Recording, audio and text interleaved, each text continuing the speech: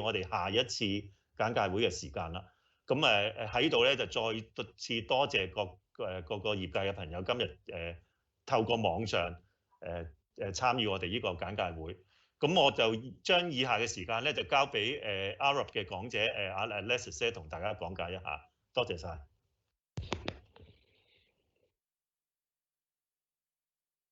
OK， 各位好，我係 Alexis。先喺呢度多謝歡迎各位同業嚟參加今日2019風荷載規範嘅簡介啦。咁頭先阿 Fion 都頭先阿 Fion 都介紹咗啦，今日主要嚟講咧係分咗3個大部分啦。第一個部分就係關於2019規範同2004版入邊嘅更改啦，而第二部分咧就會係關於一啲案例，由我同事阿 Neptune 一陣間會再利用案例去 demonstrate 究竟個規範會點樣使用，然後最後一個 section 咧就係關於 Q&A 嘅。咁根據呢個規範嘅使用，第一件事需要大家可能要知道嘅就係根據2004版一樣，就係喺使用之前，大家係需要做一個好簡單嘅測試，就係話你嘅樓宇係咪適合用到呢個規範咧？咁喺2004版入邊其實已經提出咗，如果你個 building 係有非常之 unusual shape 啦，或者有一個好 complicated 嘅 topographic surrounding 咧，你已經需要去做 internal test 㗎啦。咁喺2019版入邊咧係增加咗一條條款，就係如果你嘅 building 嘅高度咧係超過200米嘅話，你亦都係需要進行 internal test 嘅。如果你嘅 building 符合晒所有呢啲嘅應該話 exempt from 呢啲原則嘅時候咧，你就可以利用2019年去按照規範嘅內容嚟驗算你嘅荷載。咁荷載規範入邊嘅荷載可能要分2大部分啦。第一部分就係關於樓宇結構方面嘅荷載啦，另一部分咧就係立面方面嘅 cladding 嘅承載嘅 pressure 或者佢嘅結算佢嘅承載力。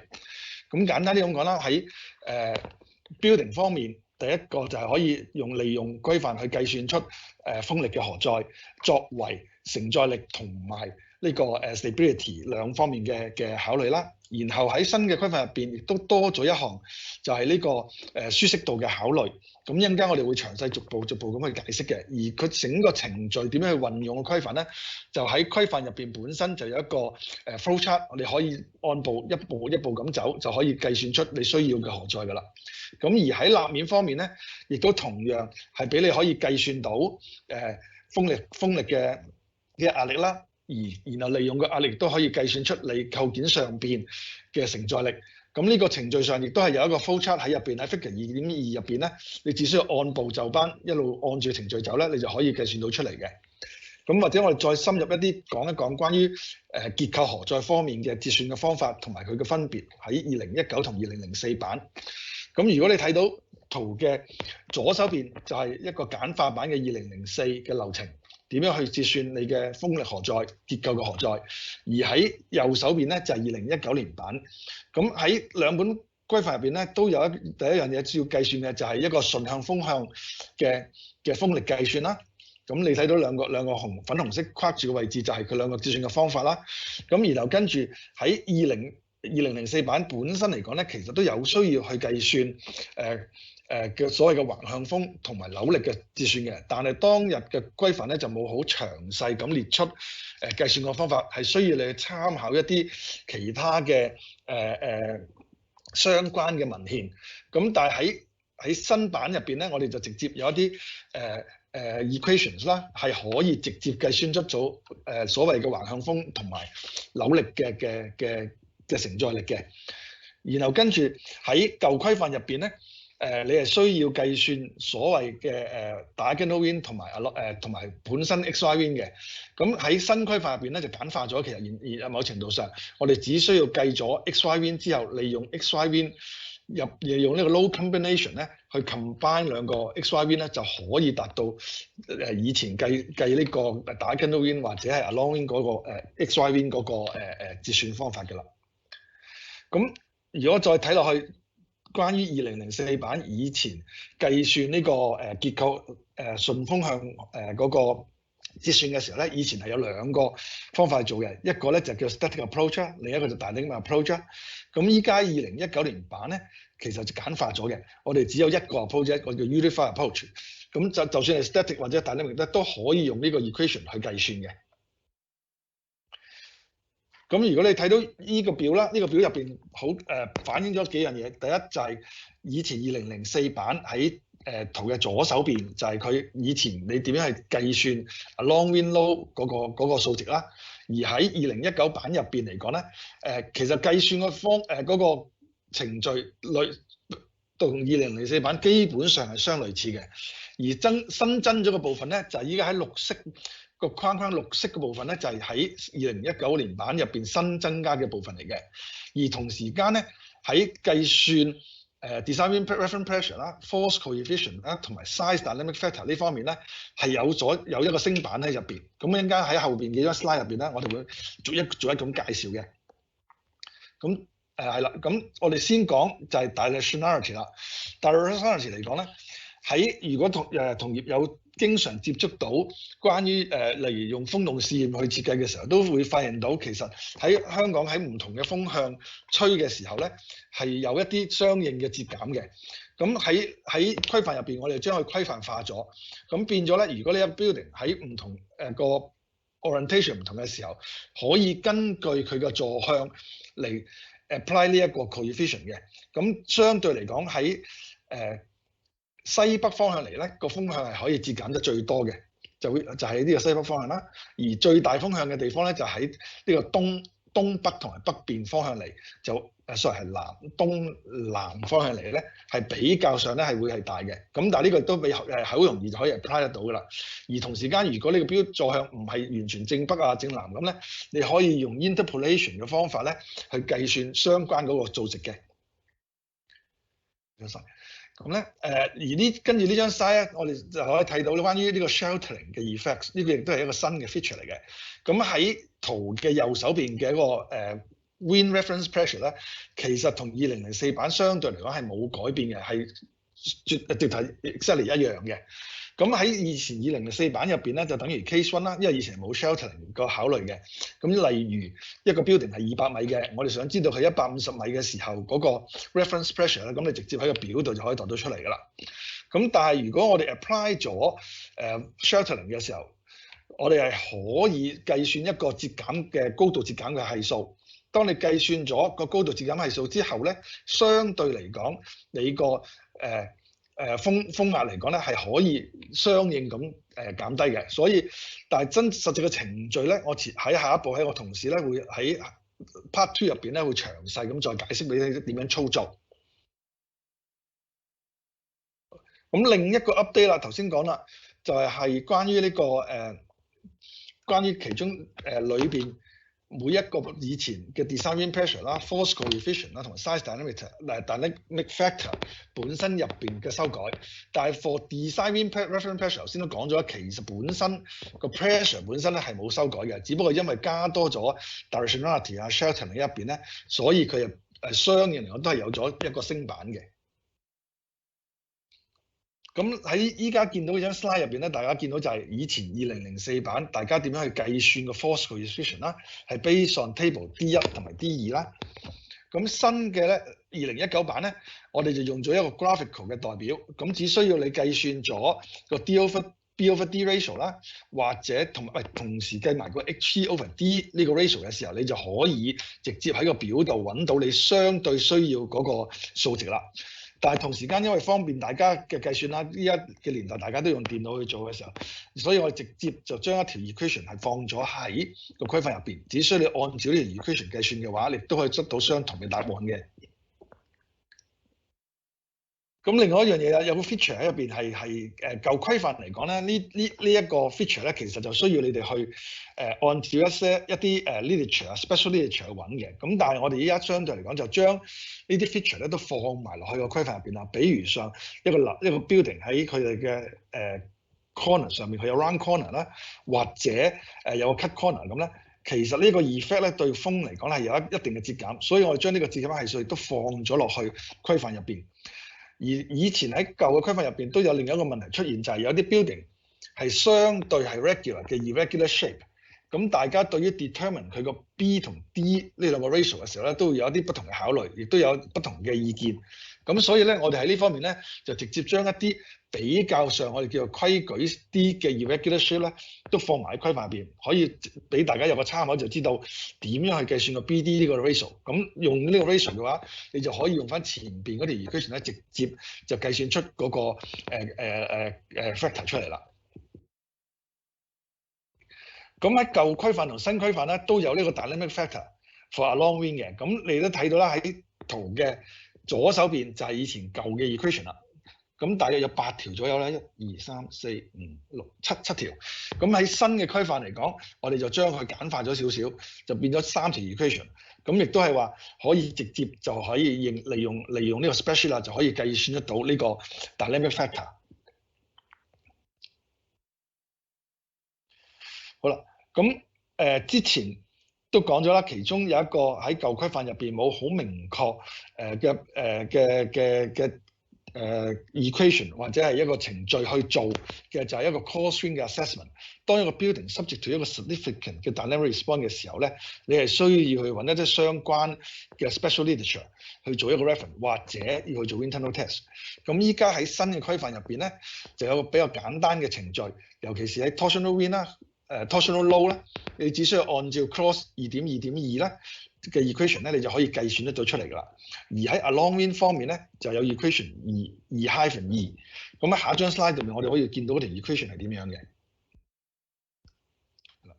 咁呢條就係equation 2-2，就係用嚟計算個 cross wind 㗎啦。而同時間咧，喺 cross 2.2.2咧，亦都有一個簡單嘅方法去計算一個 torsional moment， 只需要按照 eccentricity 同埋一個順向風或者橫向風嘅 loading， 咁只計算咗個 envelope case 出嚟，攞取大個 value 嚟用就得㗎啦。好啦，關於 load combination 啦，喺 load combination 方面咧，咁之前舊規範就好簡單啦，都係話你要計4項等於 x、y 跟住 u-v，which is diagonal wheel。咁但係喺新規範嚟講咧，反而應該係最簡單咗，因為當你計咗所謂嘅 x、y win 嘅時候，你只需要用個 load combination 嚟做咧，你就可以將佢加起上嚟，就係1加 0.0。1加 0.5， 然後再加 torsion factor 0.5 torsion， 咁如此類推啦，有三個 load combination 嚟要考慮啦。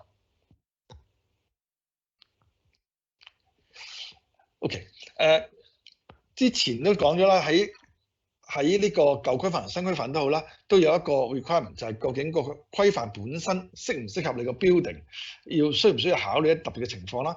如果你超出咗規範嘅用途嘅時候，你就會需要走去做 internal test 啦。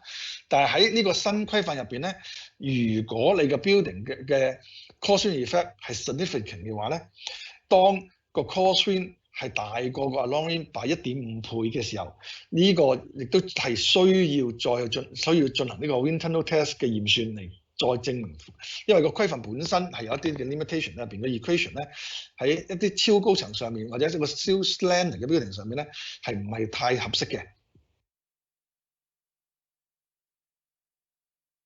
咁第一個頭先我哋之前幾張 slide 都已經 show 咗啦，就係點樣去計算個 long wind 啦，同埋利用 equation 2-2就可以計算 from 一個 crosswind 嘅 moment 出嚟。當你將兩個 equation 兩個 value 相比嘅時候，如果係大於 1.5 嘅話，就需要去做 wind tunnel 啦。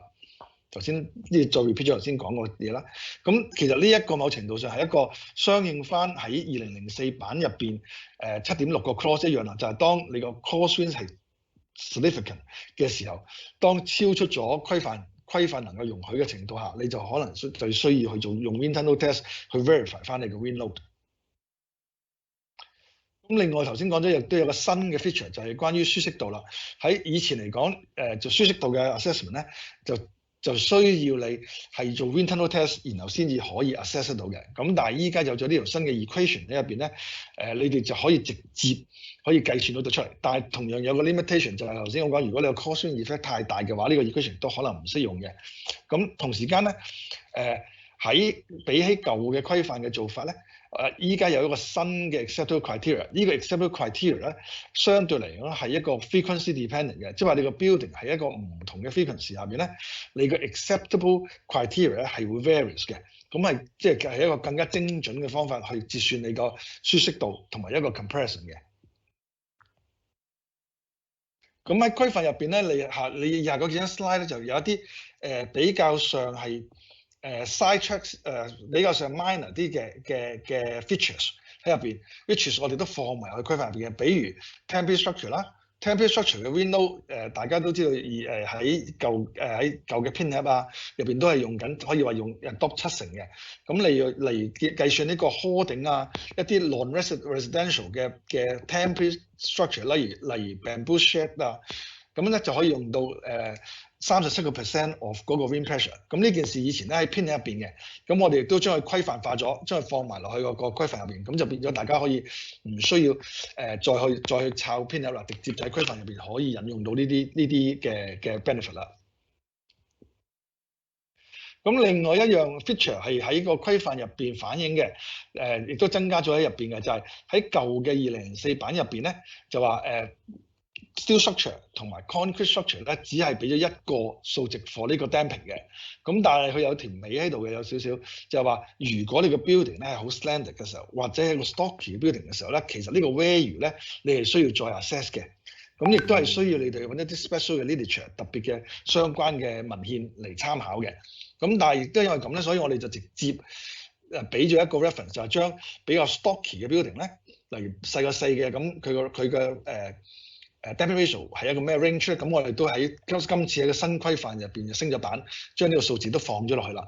咁同時間亦都將計算 structural loading 同埋計算舒適度兩方面喺最新嘅 research 入邊反映到佢哋嘅分別咧，亦都喺呢個新嘅規範入邊咧，其實係反映咗噶啦。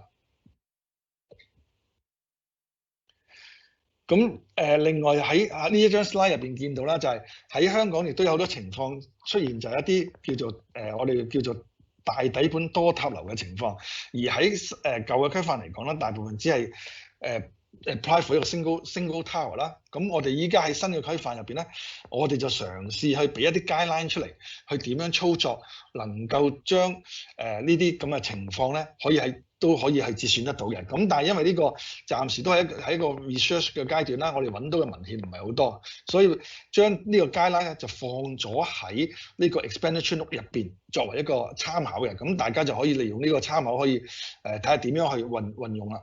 咁佢呢個張 slide 就 show 到個 along wind 嘅 case 啦，就係sorry 唔係 along wind，係 translation 嘅 window case 啦，而後邊呢一張咧就係一個 assessment for 個 torsional case 嘅。咁喺個 EN 入邊有個比較詳細嘅解釋嘅，咁大家可以 refer 到嗰度去參考一下。咁第二部分喺第一 part 嘅第二部分咧，就係關於立面所謂 cladding 嘅荷載喺新版入邊，其中一個最大嘅升版嘅 reference 咧，就係以前舊版2004入邊計算個風壓嘅時候咧，係根據個佢嘅 reference height 嚟計算嘅。咁但係喺依家新版入邊咧，嗰個 pressure 個 reference 咧就只係剔咗。應該話相應嚟講就係剔咗喺個 reference height 上邊。呢個咧其實咧就係喺咁多年大家好有機會參與到 wind tunnel test 嘅人咧，發現到呢個係一個常態嚟嘅，亦都係一個比較合理嘅 latest research。所以我哋就將佢常規化放翻落去規範入邊。而呢個 adopted approach 咧，其實咧喺世界上面好多規範啊，例如 ASCE 啊、BSCN 啊，都係用同一個 reference 嘅其實。咁喺規範入邊亦都cladding 呢部分咧，亦新增咗一個叫做 size factor，就係話如果你個 panel 嘅大小咧係會影響到你承受個風壓嘅 probability 嘅，而亦就可以利用呢個表咧，相應翻你哋見你哋嗰個 building 個 panel size 咧，就可以 work out 一個可能係一個 reduction，亦都可能係一個等於好似 H factor 一樣咧，係會增加嘅 factor 嚟嘅，係相應翻咁多年嘅喺 wind tunnel 入邊嘅 research 反映翻出嚟嘅情況嚟嘅。其實咁佢係分咗3類嘅，一個就 cornerstone 啦，一個就係 edge zone 啦，然後剩翻嚟嘅地方就叫做 others。咁其實大家都知道啦，通常喺個 edge 同埋一個 corner 嘅地方咧，個 wind pressure 都會大啲嘅。咁呢個其實已經反映咗出喺嗰條 curve 上邊㗎啦。咁同時間喺 cladding 呢一個部分咧，我哋就增加咗一啲比較細節上嘅嘢，就係例如一啲細嘅 architectural feature 啊，咁我哋都有一啲相應嘅 force coefficient 擺咗落去，咁係增加咗就變咗可以希望同業方面就簡化大家同業去揾一啲相關嘅literature去計算嘅。同時間例如一啲 freestanding wall 啊，好似殼頂啊方面，我哋都補充咗一啲 coefficient 喺入邊嘅。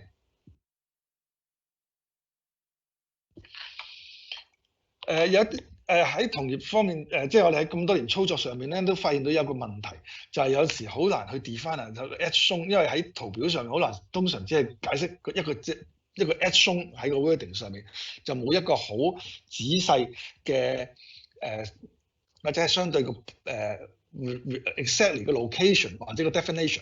所以今次我哋喺新嘅區塊入邊，同埋喺 EN 個 explanation note 入邊咧，我哋就增加咗個 section 落去解釋，你 apply 個 edge zone 係嗰度有幾喺邊個範圍入邊咧，我哋叫做 edge zone 咧，由邊個風向嚟嘅時候，邊一個 direction 先至係 edge zone 咧，咁我哋係增加咗呢個篇幅喺入邊嘅。好啦，咁另外第三部分啦，就關於 wind tunnel test 啦。喺舊嘅區塊入邊咧係冇提到呢一個部分嘅。咁喺呢個新區塊咧，我哋就增加咗一個 section 喺裏邊，就將做 wind tunnel test 所需要嘅quantitative guidance 啦，係例如 topographic 嘅大小啦，個 model 嘅大小啦 ，proximity model 嘅大小啦，同埋一啲關於做 testing 嘅時候所需要個 sheltering obstruction 嘅 removal 個做法啦，都喺新嘅規範入邊咧，都增加咗呢個篇幅，等大家有一個 guideline 可以去 follow。而同時間有一個有啲關於我當然做完 wind tunnel test 之後，究竟我哋要取個 value 個 lower bound 係幾多咧？咁亦都喺呢個區範入邊咧，我都有再增加咗個篇幅嚟解釋嘅。咁簡單啲咁講啦，喺舊規範嚟講，2004版，當你係好 unusual 嘅 shape，有 special 嘅 topographic surrounding 嘅時候咧 ，oops 得咗，係 sorry 啊，跳咗出嚟嘅，唔好意思啊，啱唔啱啊？有啲嘢跳咗啊！唔好意思啊，跳咗出去喎，係咪再 share 過？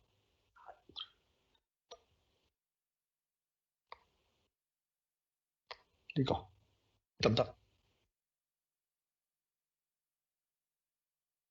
得唔得？我 share 咗咯，唔係，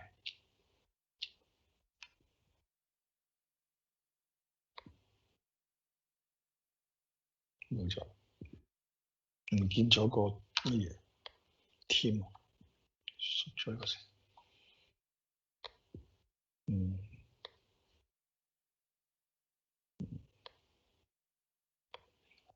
呢個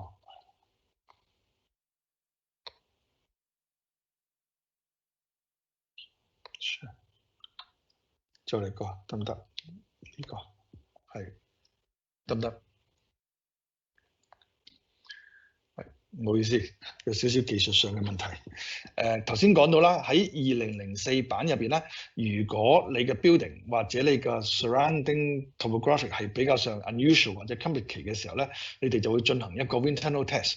而喺 wind tunnel test 入邊咧，出嚟嘅 result 有3個 configuration 啦。第一個就係 existing condition 嘅 wind tunnel 個 building 同埋個 surrounding 係 existing 嘅 condition 啦，或者有一個就係 removal condition， 就係將周邊嘅 building 逐一咁 remove 咗佢，然後考慮佢對佢嘅影響啦。同埋就係一個 envelope case of 唔可以少於0.7 of 個曲嘅 along wind。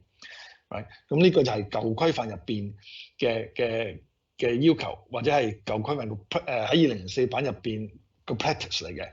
咁喺2019年版入邊咧，如果第一你係超出咗，好似頭先講啦，你大概200米，或者又係同樣有頭先嗰兩個 condition 咧，係一個比較上 unusual 嘅 shape，或者有 complicated 嘅 topographic 嘅情況下，咁你去進行呢個 wind tunnel，或者係頭先話喺規範入邊，你計完之後個 cross wind effect 比起嗰個 along wind嘅 effect 大於1.5倍嘅時候，你都會進行一個 wind tunnel test。但喺 wind tunnel test 上邊咧，就有一個情況就可以可以有兩個情況啦。就係頭先翻轉頭去第一個情況就係話，已經一開始你就已經係超過咗200米啦，同埋有嗰啲 unusual 嘅情況啦。咁你做 testing 嘅時候咧，個 maximum value of 你個 wind tunnel result 咧，你係可以係一個 envelope case of 個 existing 嘅 configuration， 然後咧喺 removal case 嘅時候咧，你係可以打個8折，或者係7折 of 一個曲嘅 along wind 嘅 envelope case。所以比起以前舊版嚟講咧，204版嚟咧，其實咧做完 wind tunnel test 之後嘅 result 咧係相對咧係優化咗嘅可以。但係如果你唔做嗰個 removal case 嘅時候咧，淨係有 wind existing 嘅 condition 嘅 case， 同埋個 compare 個曲嘅時候咧，你要取個 value 個 envelope 咧，就要需要打個8折啦，就唔可以好似前面嗰個 case 係做個7折嘅 case 啦。咁但係相對嚟講，你做少一個 configuration 咯。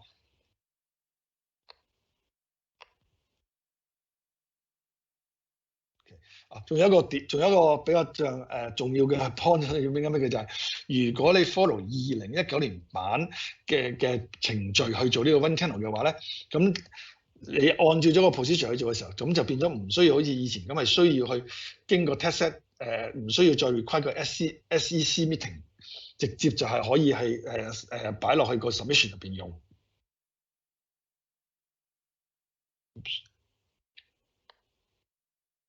好，Neptune交俾你啦。我同事Neptune會往下解釋關於呢個利用呢個 work sample 嚟解釋一下點樣操作呢個新嘅風嘅規範。好，thank you, Alexis. This is Neptune.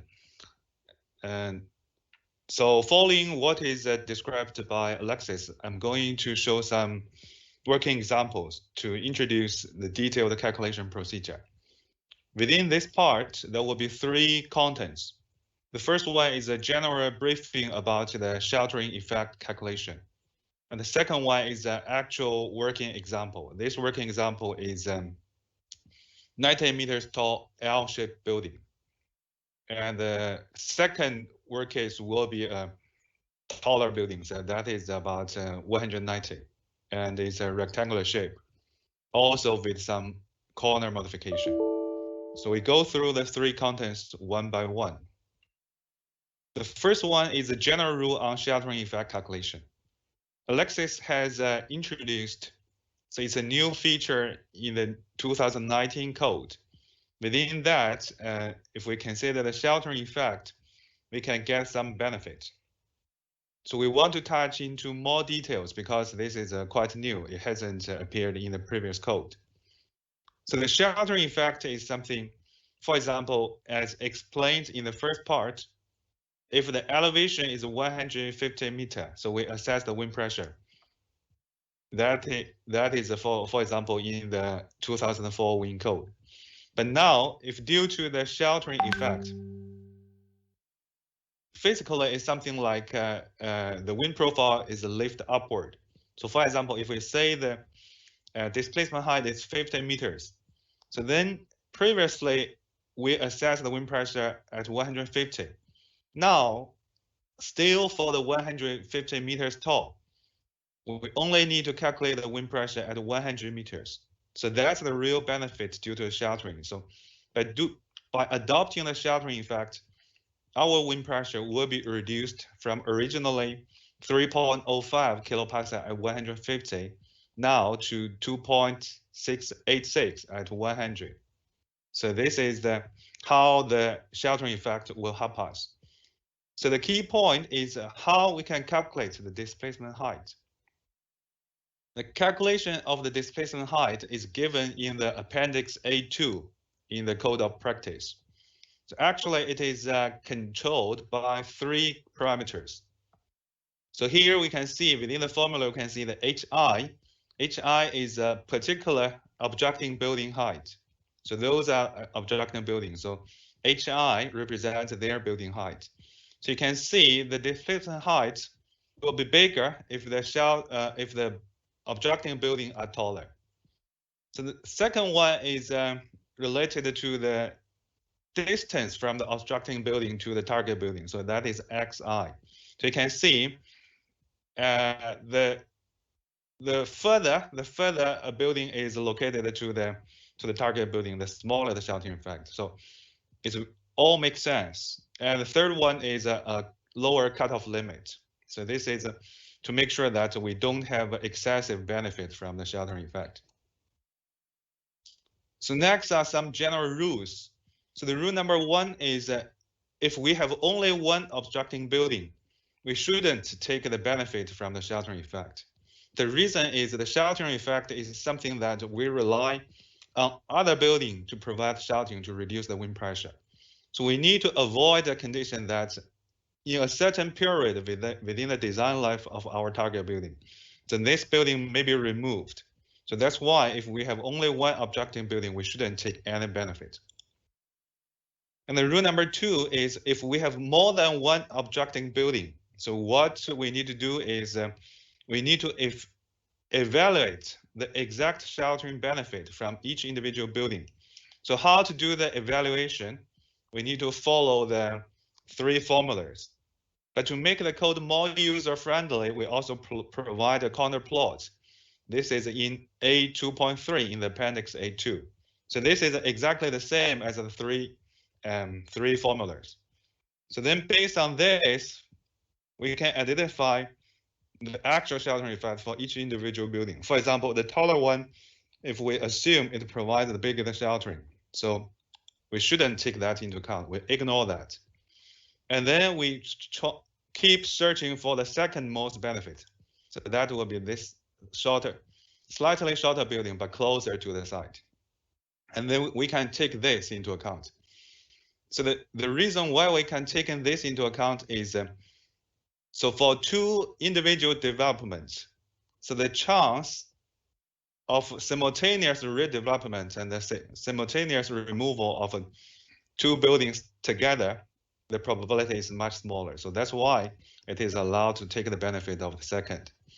However, there's also a further rule supplemented in the explanatory note.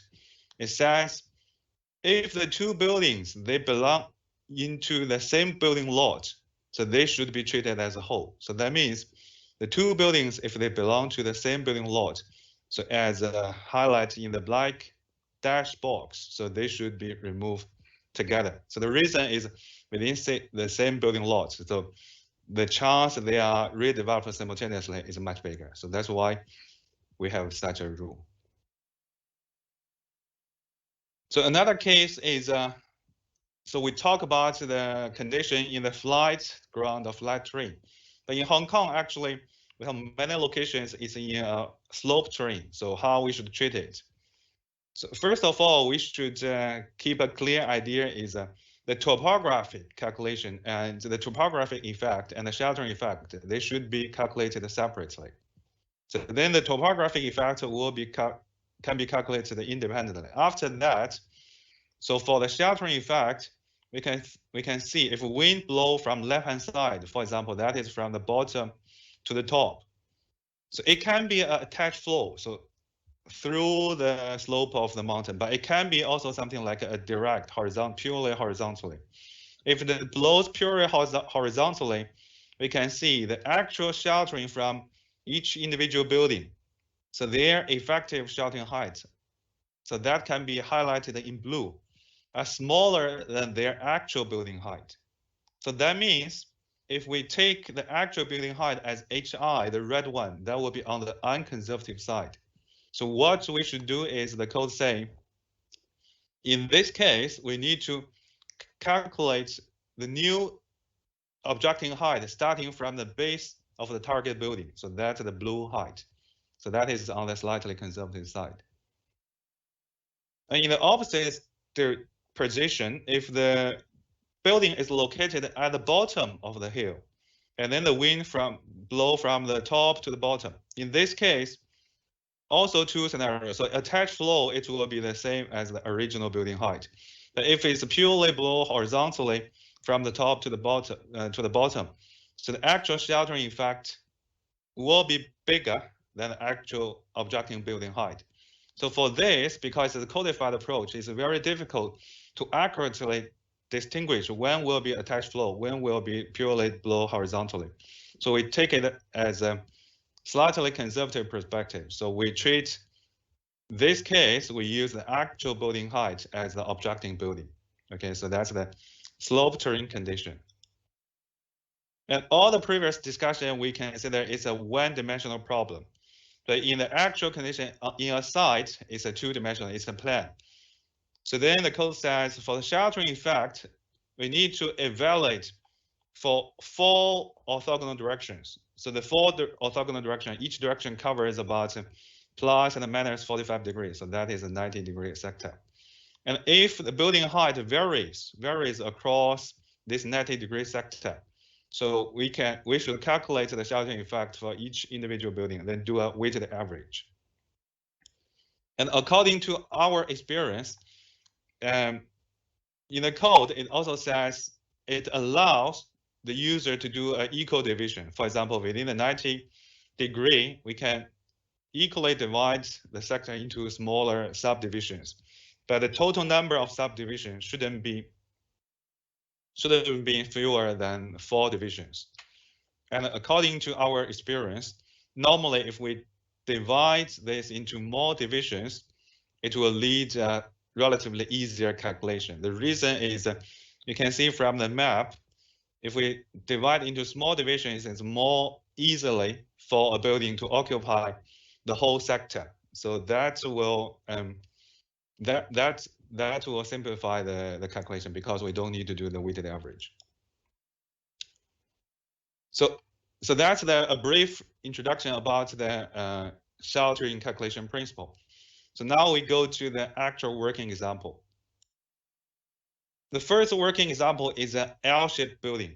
So this is the map where it is located. It is located in a relatively very dense urban center, and it's not very tall. The total building height is 90 meters.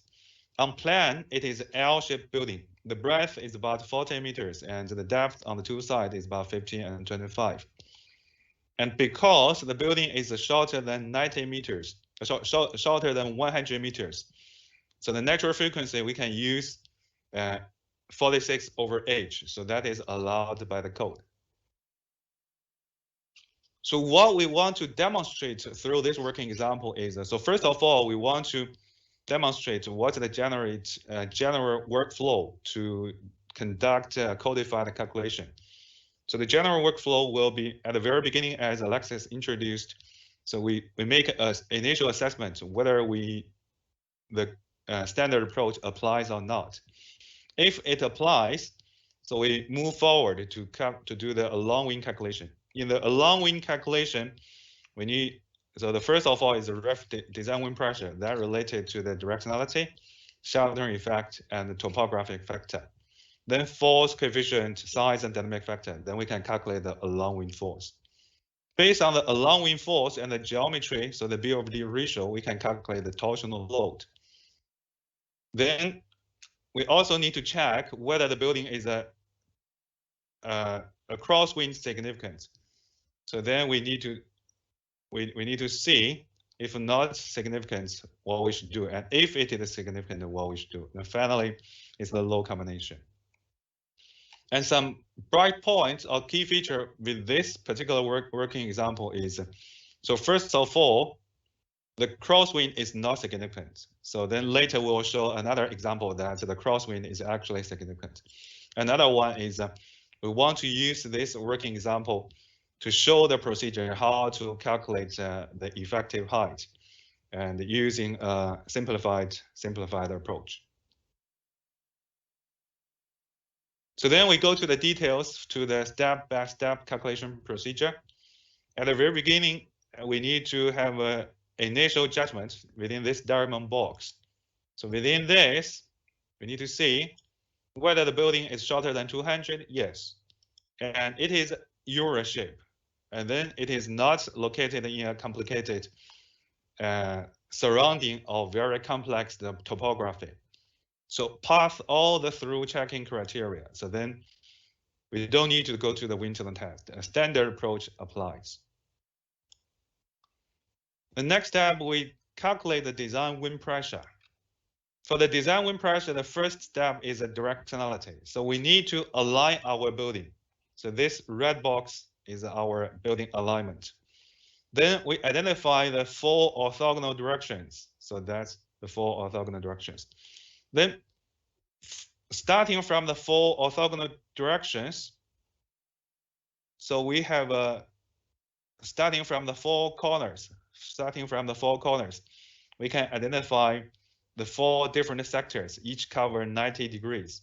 So here we want to show that although we start from the 4 corners, but actually we start the 4 corners, then draw a radar plot for the directionality starting from here will be the same as we draw the 4 directions from the center, then draw a radar plot here. So this will make it more convenient. So we start from the center of the building and then draw the radar plot. So the table A 1.1 will give the directionality for all the 8 key directions. So then anything in between, we do interpolation. So that will be the radar plot. Then we use one sector, one of the 4 orthogonal directions as an example. If wind blows from the right to the left direction, so that will be Wx1 minus. So you can see it covers the northeast, that will be 0.84, the east will be 0.85, and the southeast, that will be 0.85. So we pick up the maximum among the 3, the directionality factor will be 0.85. So that's the directionality factor for Wx1 minus. So then we do the sheltering effect assessment. So we use a simplified approach because the building is located according to the EN, as say in Appendix A 1.2. There's a detailed discussion to say if the building is located in a very dense urban center, the surrounded buildings are of similar height of our target building. We can use a simplified approach to assess the effective height of sheltering effect. That will significantly reduce the complexity of the calculation procedure. So here are some general steps what we should do. First of all, we consider a range. The range is normally recommended as the smaller one between 500 meters and 6 times of the building height, the target building height. So the 500 meters is not a hard number. So if you want to go to 600, that's also fine. If you go to 300, it's also fine. It's not a hard number. But the general principle is the bigger the circle you draw, possibly the bigger the sheltering benefit you can take. However, if the distance is taller than 6 times of our target building, there'll be no benefit at all. So the recommendation is never to go beyond 6 times of the height of our target building. So that's the first step. The second step is based on the building alignment. So we need to identify the 4 key orthogonal directions. So each cover 90 degrees. Then a further step is within the 90 degree sectors, we can further divide into small subdivisions. As mentioned before, it can be divided equally. And if we have a higher resolution to have a small degree intervals, the calculation may be easier. So because of this, for this particular working example, we use 10 degree interval. So equally divided into 9 divisions. So next one is in the radial direction. So we mark several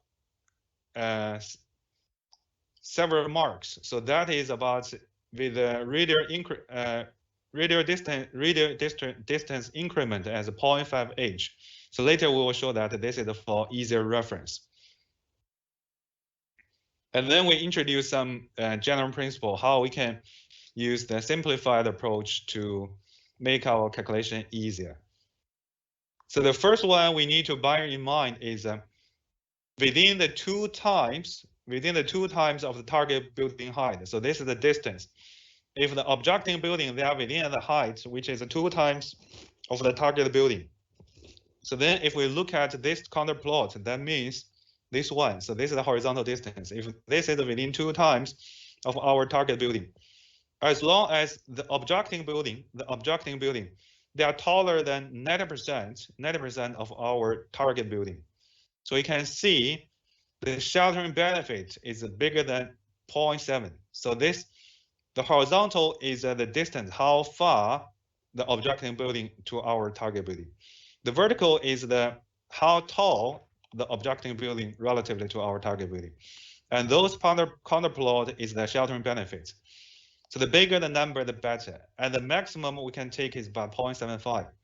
So if we look at about this 0.7, it has been nearly the full sheltering. So we say within the distance of 2 times of the target building height, as long as objecting building heights are taller than 90% of our target building, so they can provide nearly the full sheltering. So if we look at in details of those objecting building, so they are all bigger than 80 meters. Our target building is 90, so 90% of 90 is about 81. So then we can say all those high buildings shaded in red, they can provide the full shelter. So this is quite easy. So just by a glance, we can see, we can identify. And then later, we say if we consider a distance further beyond 2 times to 2.5 times, we can see here. So any building which are taller than 100%, any objecting building which are taller than 100% of our target building, again, they can give full sheltering. And even though some buildings which are not 100% taller, it's not of the same height, but of the 90% of the target building height, still we can get about 0.6 on the sheltering effect. So those are the buildings highlighted in green. So for those green shaded building, we can also get a relatively big sheltering effect, that is 0.6. So then we need to go to the detailed calculation. So according to the rule, we need to identify the first and the second benefit. So actually within the 2 times of the building, all those buildings, they can provide the full shelter. So what we need to do is we just need to pick up the first layer as the most sheltering building. So that is from tower 1 to tower 5. Then we remove them, we ignore their contribution. So further to that, we pick up tower 6 to tower 8 to provide the sheltering for division 1 to 3. They provide the full sheltering, that is a 0.7. And then for the division number 6, we pick up tower 9 and tower 10. They also give the full sheltering. Further to that, for division 4, 5, and 7, we pick up tower 11 to 14. So that gave sheltering about 0.6. And then for the remaining one, division number 8 and 9, conservatively, we ignore their benefit. So that's 0. Then finally, we have known the sheltering benefit for all the divisions. So we just simply multiply the full sheltering 1, 2, 3, and number 6. So multiply by 4. And 0.6 sheltering, that is for 4, 5, 7. So multiply by 3. And this is 0. Then divided by 9. We can calculate very quickly, just maybe in 10 or 15 minutes. So we calculate the sheltering effect for this sector. And then we repeat the same procedure.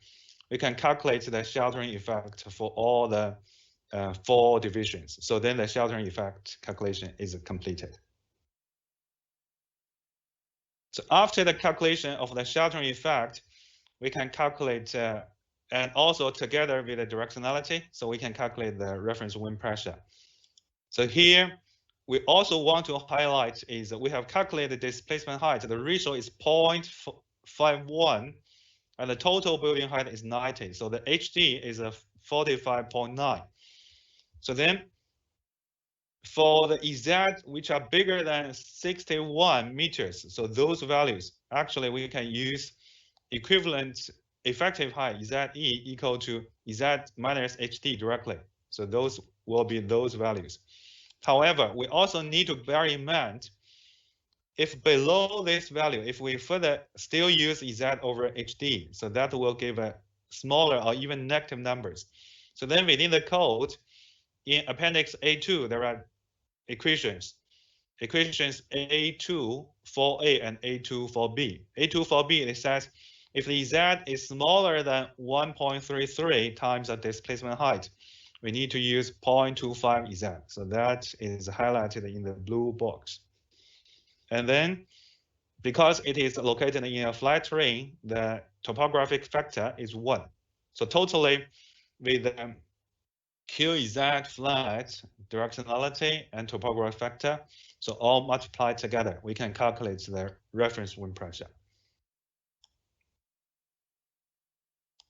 Next, within the calculation of a long wind force, we calculate the reference wind pressure, so we need to go to the force coefficient calculation. For the force coefficient calculation, I think I want to highlight another thing. So we have seen the benefit of sheltering effect that can reduce the reference wind pressure.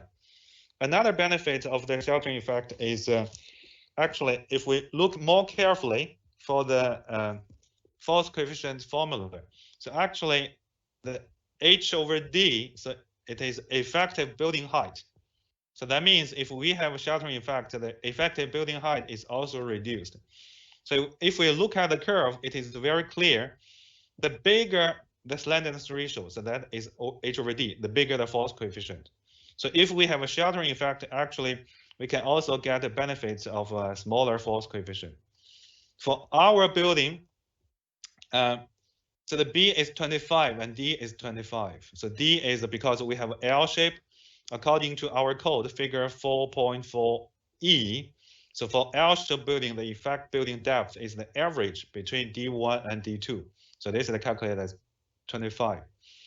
So then HE over D is about 1.76. Our building is 90. So if we use the original 90, so it would be 3 to 4, but now it's only 1.76. And B over D is equal to 1.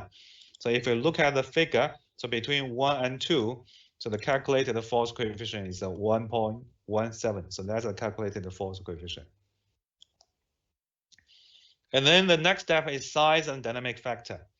So for calculating the size and dynamic factor, so we need to follow the following step.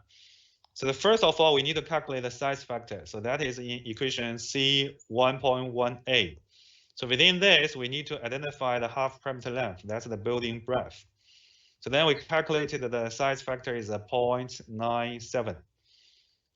Based on the size factor, bring in the size factor into equation 5.1 together with the geometry information, the height, the breadth, the natural frequency, and the damping ratio. We can calculate the size and dynamic factor at the top of the building. That is 1.04. So then further, following the equation 5.2, we can calculate the size and dynamic factor along the whole elevation. So that is given in this column of the spreadsheet. So with all those information ready, we have the reference wind pressure, we have force coefficient, size, and dynamic factor. Then by using the spreadsheet, we can calculate distributed wind load along the building. And we can also calculate the shear force and the overturning moment. So the overturning moment we need to bear in mind because later we need to see whether we need to do any scale up by comparing with a crosswind based moment. So this is a calculation of the along wind force. Torsional force. So as introduced before, within this code, we give a new formula for calculating the torsional force. And this is a very simple formula. So the torsional load is provided as equivalent torsion. So the equivalent torsion is generated by shifted lateral force from the geometric center with the eccentricity E. So then how big the eccentricity is determined it depends on the geometric ratio, B over D ratio. So if the B over D ratio is equal to 1, so then it's a square close to a square shape, we have the smallest eccentricity. So that is a 5% of the building breadth. If the B over D ratio is quite big, for example, very wide, so the eccentricity is bigger, it's 20%. So anything in between, we do a so the B over D ratio is 6, so then it is 20%. Anything in between, we do an interpolation. In this particular working example, for WX1 direction, the B over D is smaller than 1, so it's a 5%. So E1 is about 5%, it's around 1 meter. So in direction 2, it is 8%, so the eccentricity. So then I calculated is about 3.2 meters. So then by the lateral force, by the eccentricity, for all the 4 directions, we can calculate the 4 different torsions. So for the all 4 different orthogonal directions. So finally, the torsional force will be picked as the biggest among the 4. So that is the calculation of the torsional force. Next one is a crosswind consideration. For the crosswind, this is why this working example is introduced. So we need to make a judgment whether the crosswind is significant. Within the code, actually, if you look at the flow chart, there is a diamond. So there are 3 criteria. If the building is shorter than 100, if the biggest slackness ratio in the 2 orthogonal directions are smaller than 5, and if the natural frequency in both directions they are bigger than 0.5 Hz, so then we believe they are not a crosswind resonance significant. So then we can ignore the calculation of the crosswind load. So in our case, all 3 criteria are satisfied. So then we don't need to do the crosswind checking. Then we go to the last step of loading calculation, that's the load combination. For the load combination, because we don't, the crosswind significant checking shows the crosswind will not be significant. So what we need to do is we use the lateral force from both orthogonal directions, that's from the along wind force, together with the torsional force to do a load combination. So the load combination factor is provided in table 2.1 in the COP. So we just follow the load combination factor, that's all. And regarding the serviceability, there is equation 2.4. So that provides a codified acceleration formula. That's related to the peak factor, the natural frequency, the damping ratio, the geometry information, and the mass. For the mass, we assume it is a 300 kg per meter square. So for the 1 year's return acceleration following this formula, we calculate it is about 0.024 meter per second square. So that is about 2.4 milli-G. So in the code, we also provide acceptable criteria. That is in figure 2.6. This acceptable criteria is a frequency dependence. We bring in our frequency, so it's about 0.5 Hertz. So we can see, so the acceptable criteria, even for the most stringent one, is about 5. So here we are only about 2 point something milli-G. So we can pass the acceleration check. So there's no problem regarding the human comfort. So that's all for the structure wind load calculation. The next is for the cladding. So cladding one is relatively straightforward. So, so first of all, what we need to do is we need to follow equation 2.3a. That's reference wind pressure, pressure coefficient, and size factor. The reference wind pressure, still we need to follow directionality, sheltering effects. That has all been calculated, so we don't repeat again. But one thing we need to bear in mind, as Alexis has introduced in the part 1, so new feature for the new code is the reference height for all through the elevation. It is top of the building. So then we have only one reference wind pressure, that is 2.13 kilopascal. Then we need to refer to figure 4.6a. let's give the zone key definition. So where is the edge? Where is the general? Where is the corner? So then, by looking at table B1.1, we know the net pressure coefficient for different zone keys, and also following appendix C1 for the size factor formula. So for suction, for edge zone, we can calculate size factor as a 1.22. So here I also need to remind, size factor is tubular area dependent. So then we assume the glass panel is 1 meter by 1 meter. So then we calculate for edge zone, the size factor is a 1.22. For other zone or general zone, it is a 1.96. And finally, bring in the reference wind pressure, the net pressure coefficient, and the size factor. We can calculate the positive and suctions at different zones of the building surface. And one thing I want to remind is, so here within the code, it also has a clause in the notice.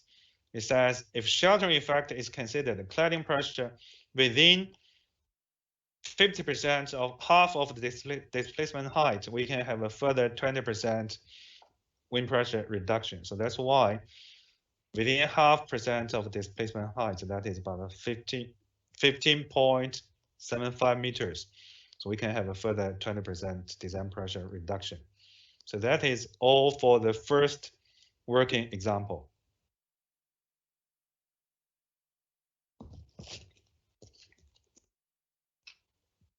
So then we go to the second working example. For the second working example, we introduce a further taller building. This is a tower with a 195 meters tall. The plan shape is a rectangular shape. So the dimension is B is 62.5, and the depth is about 39. And the natural frequency is actually calculated. It's about 0.25 hertz in the longer direction and 0.2 hertz in the natural direction.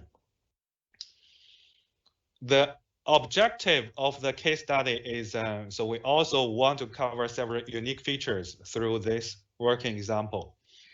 The first one is, you can see, actually we have recessed corners. So we want to use this example to demonstrate when we consider the recessed corner, so with a corner modification, how the force coefficient can be calculated. The second one is because the tower is very tall, so definitely it is expected to be a crosswind significant. So then how to calculate the crosswind load. And further, if a crosswind base moment is bigger than a long wind, how a scaling up should be conducted. And the last one is, although we passed the initial check that our building can be used for codified approach, does that deem to be codified applicable?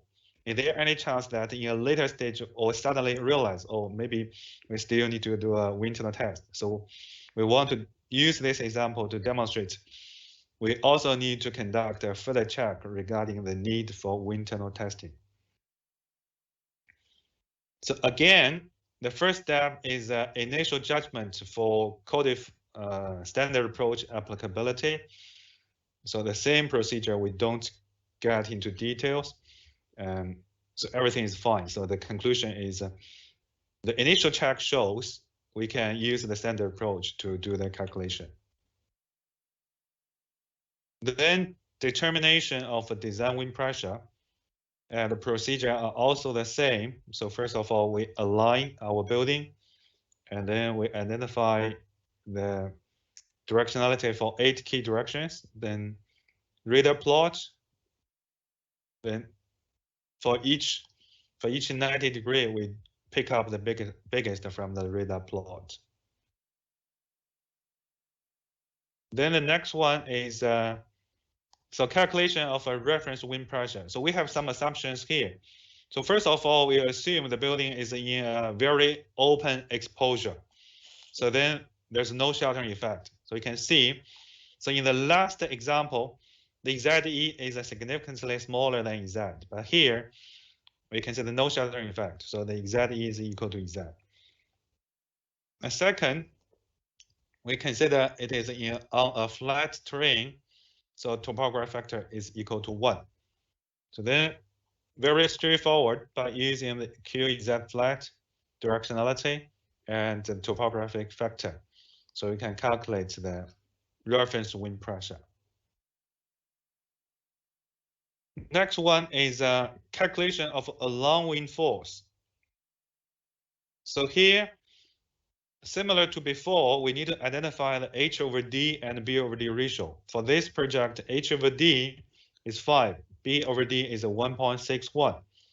So if we look at H over D is 5, so that will be the orange curve. And B over D is 1.6, so we can identify the force coefficient is 1.37. And as said, we want to use this case to demonstrate the corner modification. So we want to remind the user, for this case, actually, we have a recessed corner.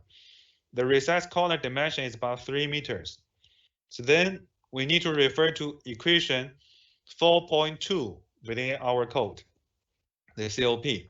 The COP here, the W is the recessed corner dimension. So by bringing in the 3 meters, bring in the 3 meters in and bring in the total building breadth, so we can calculate the factor is 0.97. So we can have a 3% reduction on the force coefficient. Then the final force coefficient is the product between the two. So that is a 1.33. So that's the final force coefficient we are going to use. After the force coefficient calculation, we need to calculate the size and dynamic factor. The first step is we need to list out all the needed parameters, the geometry information, natural frequency, and the damping ratio. So very important, as introduced in the first part, the damping ratio in 2004 wind code is constant. So normally it's recommended as 2% for RC and 1.5% for the steel. So for our case, actually in the 2019, it depends on the slenderness ratio. So later we can see that for 2 different directions, table C2/1 to calculate the damping ratio. So then the other formula will be the same as introduced in the first working example. We calculate the size factor by using building breadth. And then we calculate the size and dynamic factor at the top of the building. And then by using this formula, we calculate the distributed size and dynamic factor along the building elevation. So we can see the trend is on the top of the building, the size and dynamic factor is the biggest. And at the bottom, it gradually reduced. At the bottom is the smallest. And then we calculate the distributed wind force at different levels, and we can calculate the long wind overturning moment at the bottom. So for this direction, minus Wx2, so that will be 3,569 meganewton. The next is the torsional force calculation. The torsional force calculation will be the same as what introduced in the previous working example. So we know the B over D ratio. We identify the eccentricity in the 2 directions.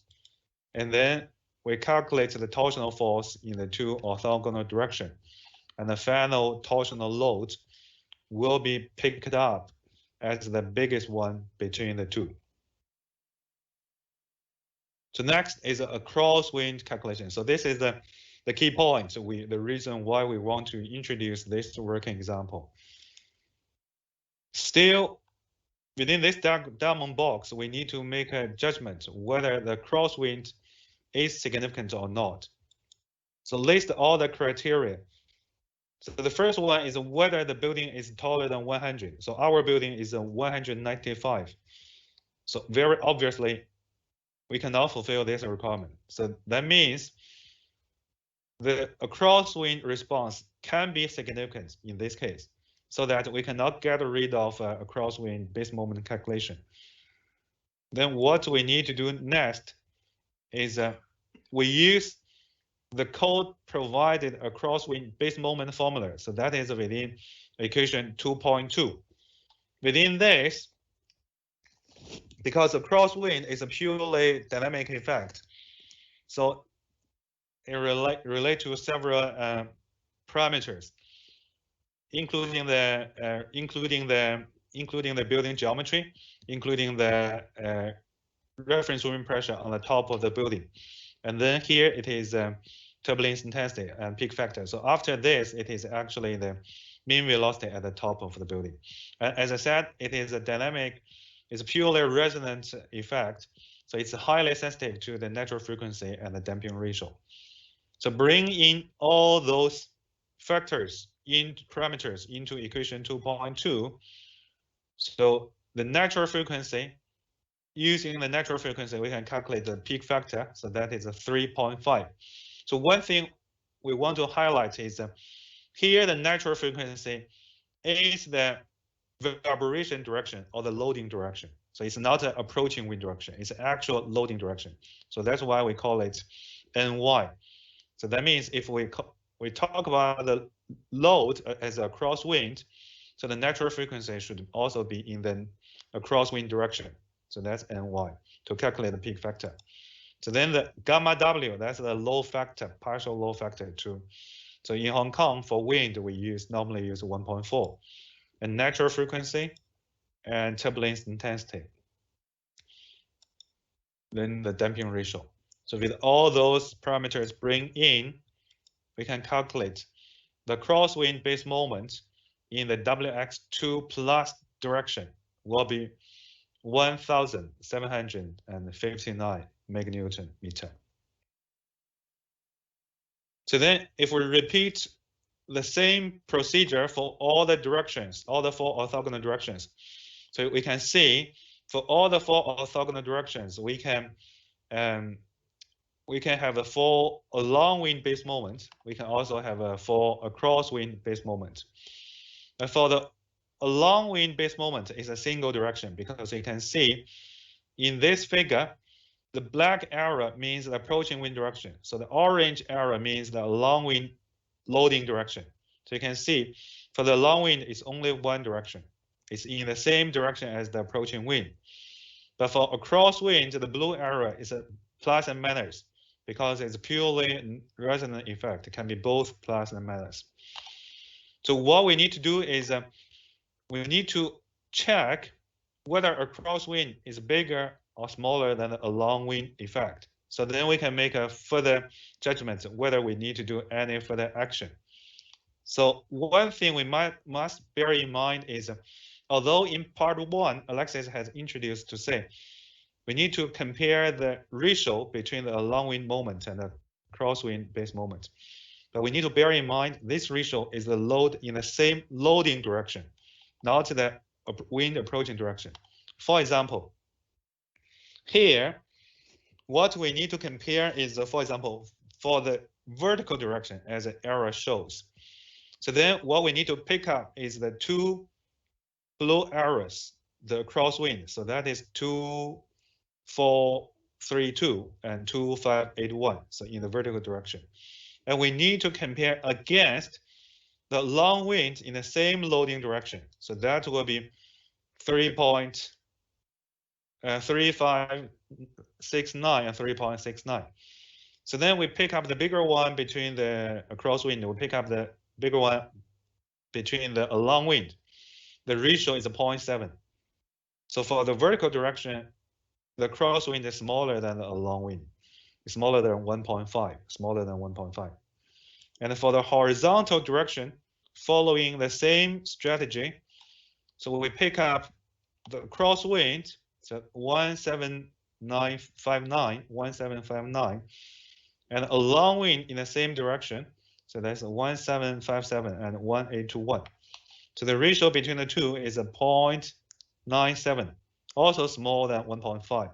So it means we don't need to do the wind tunnel test, because if any of the two values that is bigger than 1.5, we need to do the wind tunnel test. But now we are satisfactory. But still, we need to check whether for all the four directions, the along wind are all bigger than the crosswind. So it seems for the horizontal direction, there may be a chance that because it's 0.97 is quite close to 1, there may be a chance that the a crosswind is bigger. So we double check. So we pick up the smaller along wind. So that is 1757. So still it's very close to 1. So still, although it is the crosswind is slightly bigger, but very close to 1.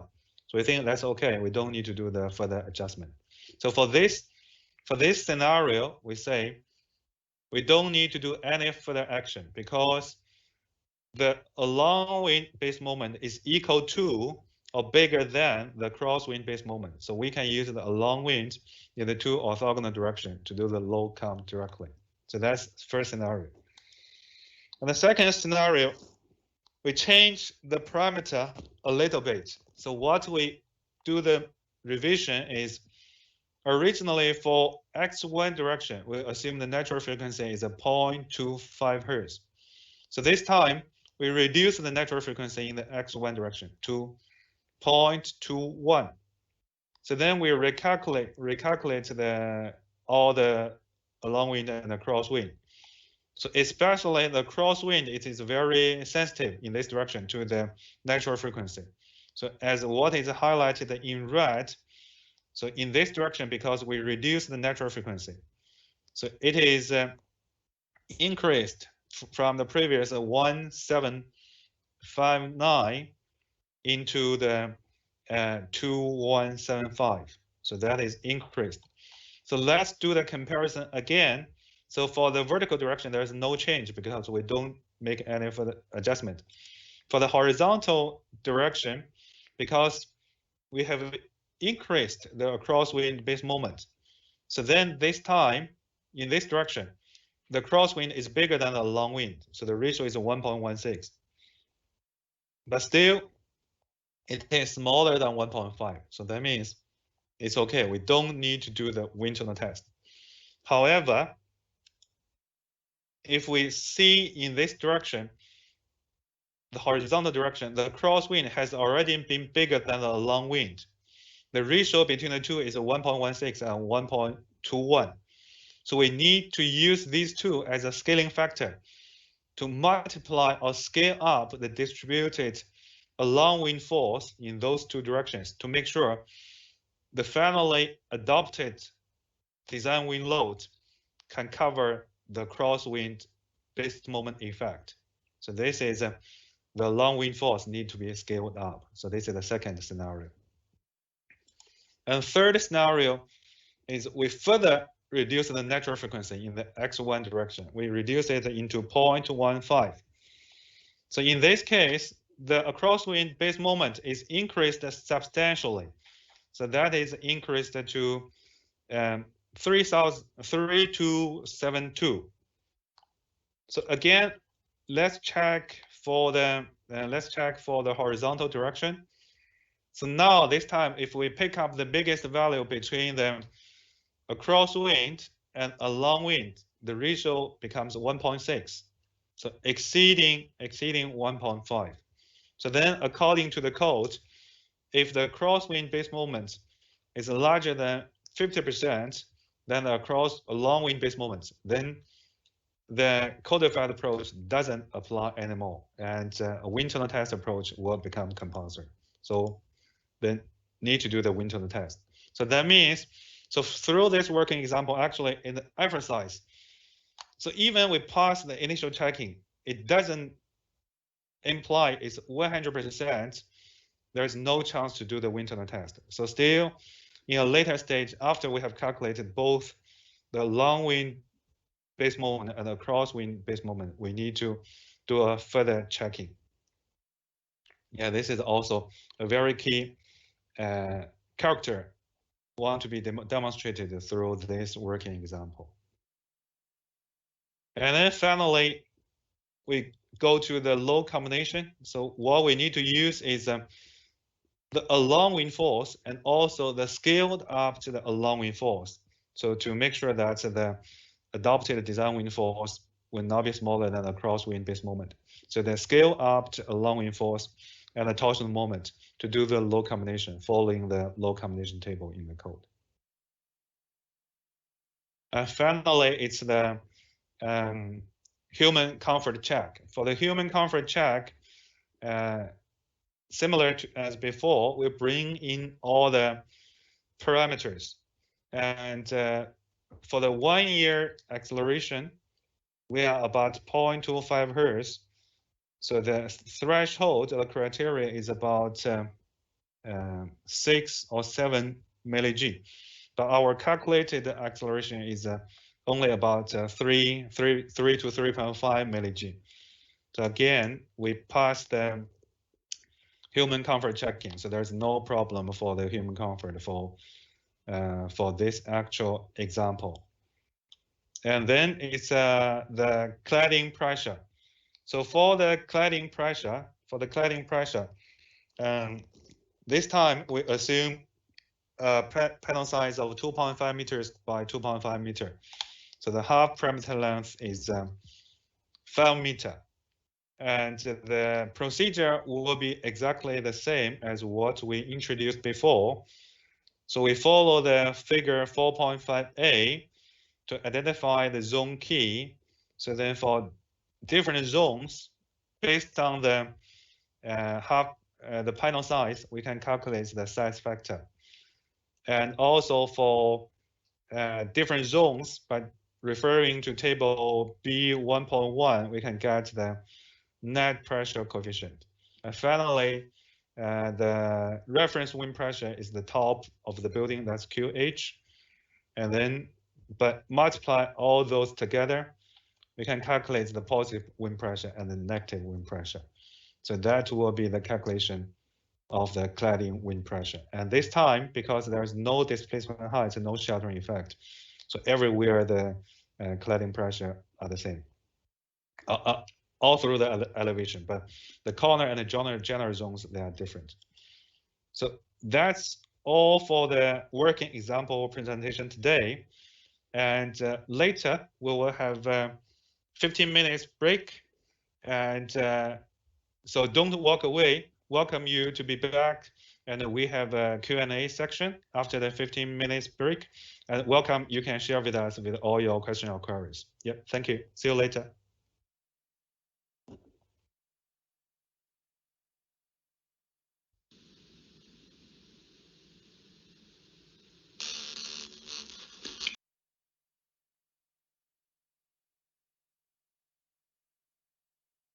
Alexis 同埋 Neptune 嘅介紹，咁而家咧就到 Q&A 嘅環節啦。咁就睇翻咧大家 post 咗嘅 question 咧，第一條咧我哋就最多人想我哋答嘅咧就係 how to cater the torsional moment in building if diaphragm cannot be tight because of large void。咁呢條咧我就想請 Alexis 幫我哋答嘅，咁就麻煩 Alexis。好，或者我先翻轉頭去解釋翻少少關於個 torsional moment 嗰個 introduction 個原因先。其實喺新嘅規範我哋做咗啲 literature research 啦，同埋基於呢個wind tunnel test 嘅 result 咧，大家係知道到就係話，當一個風吹埋一個 building 嘅時候咧，佢唔係完全係 even 嘅，佢係有一個可能有一個好 short term 嘅 distribution 嘅 response 喺度嘅。咁所以咧，其實咧，我哋依家講緊個 torsional moment 咧，係因為呢個 uneven 嘅 distribution of 嗰個 pressure on 個 building 而導致到有呢個 torsional moment。所以呢個 moment 嘅 application 咧 ，in one way 就係 apply to 個 geometrical center， 就同呢個 dynamic 嘅 behaviour 有少少唔完全 related 嘅。但係亦都係 the same time 就知道喺 wind tunnel test 入邊咧，又反映咗另一樣嘢出嚟，就話一個 building 有 dynamic response 時候，佢亦都會有一個 torsional moment 嘅 component 出現，咁所以 for application 嚟講喺個曲咧，我哋依家係 define 咗佢係 apply 喺個 geometrical centre 喺個平面上面 offset from 個 centre，right？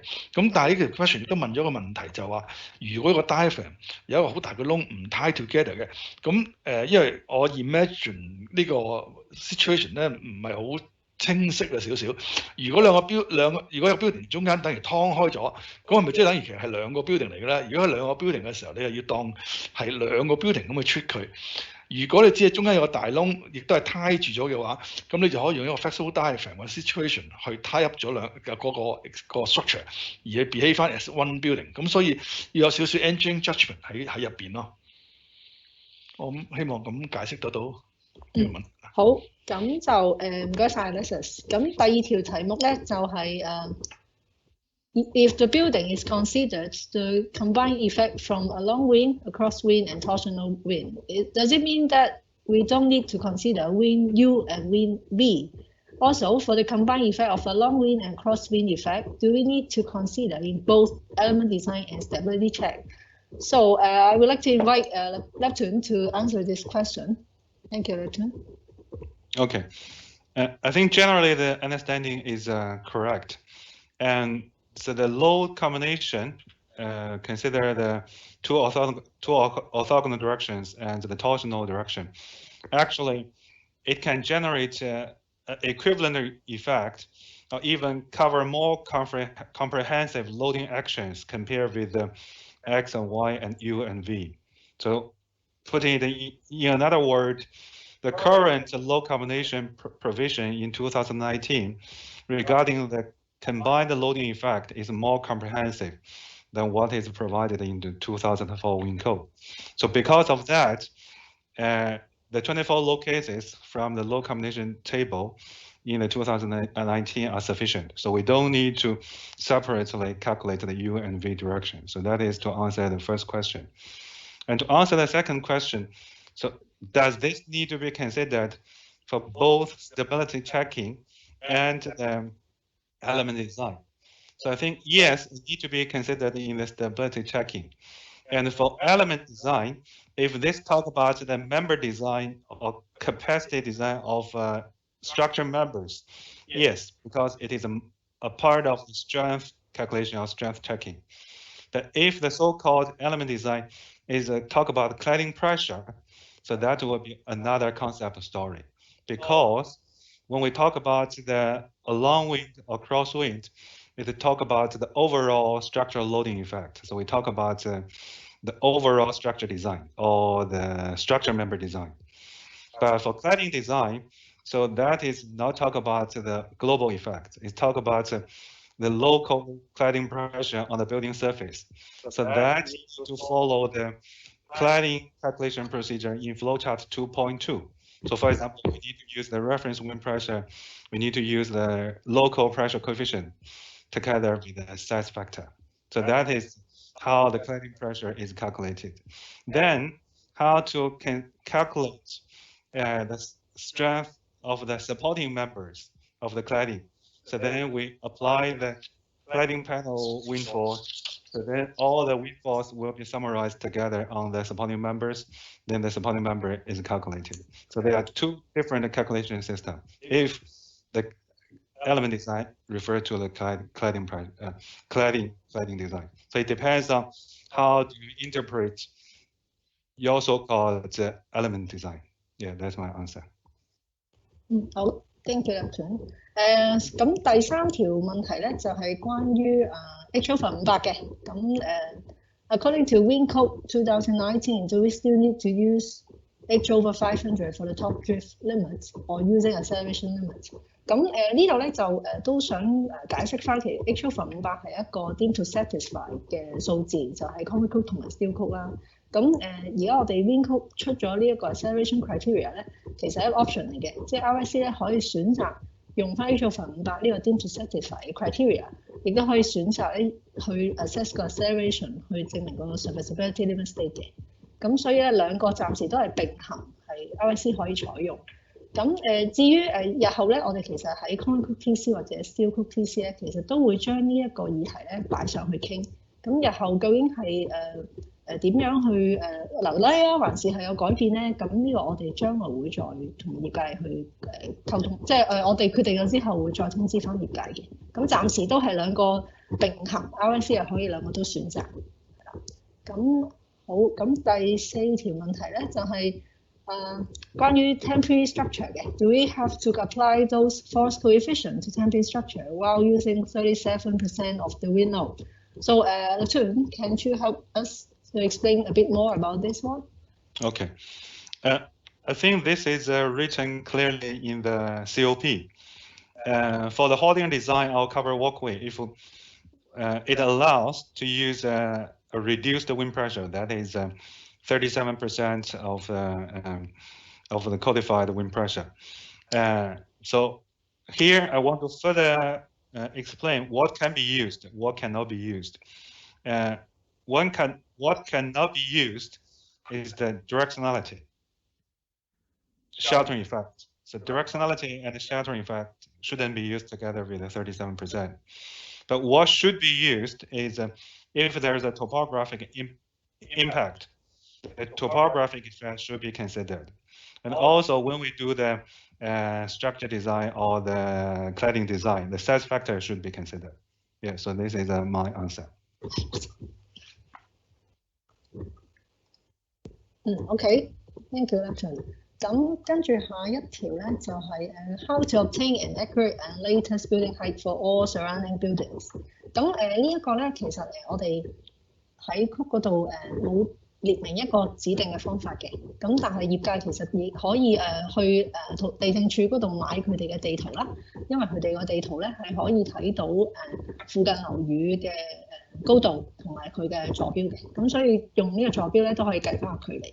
咁呢個咧都係我哋認為係即係覺得係可以信賴嘅一個記錄啦。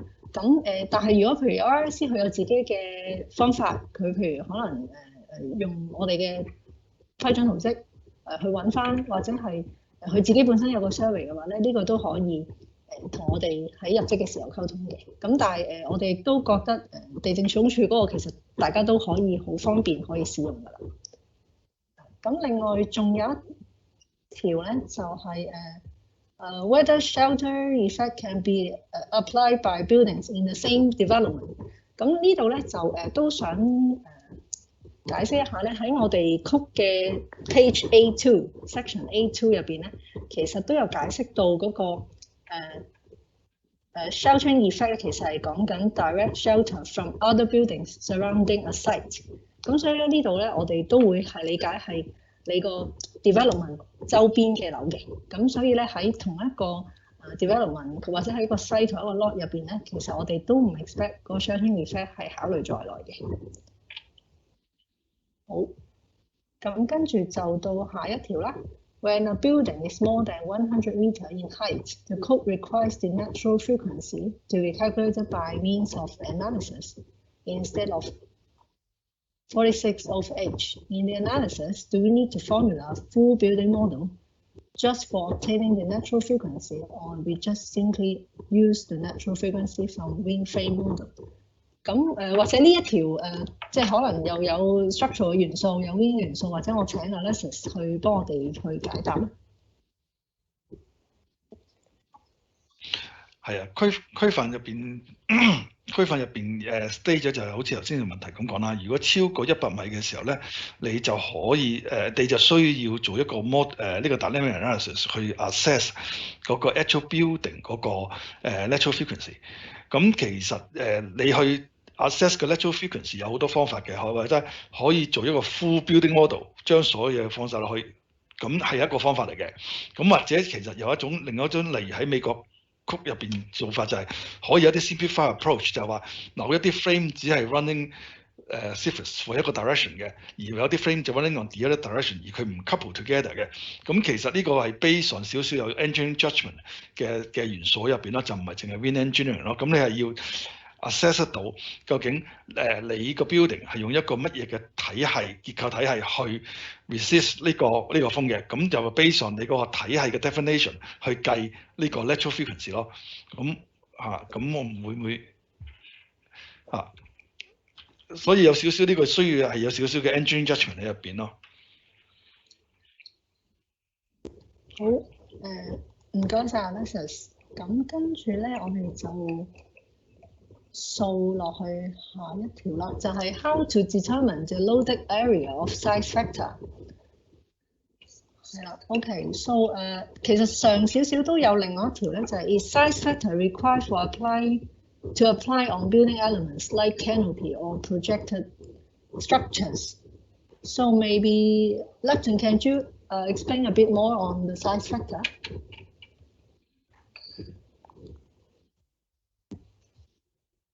Fion, can you go to another question first? I have a PPT slide. I'm looking for that.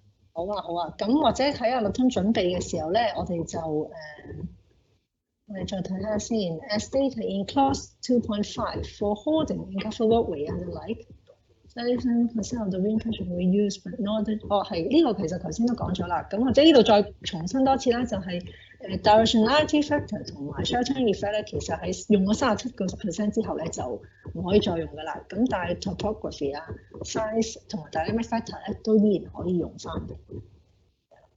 咁跟住就係係啦。咁for building with irregular shape, there are many ways to draw the enclosed rectangle. How to decide which pair of dimensions to use for wind calculation?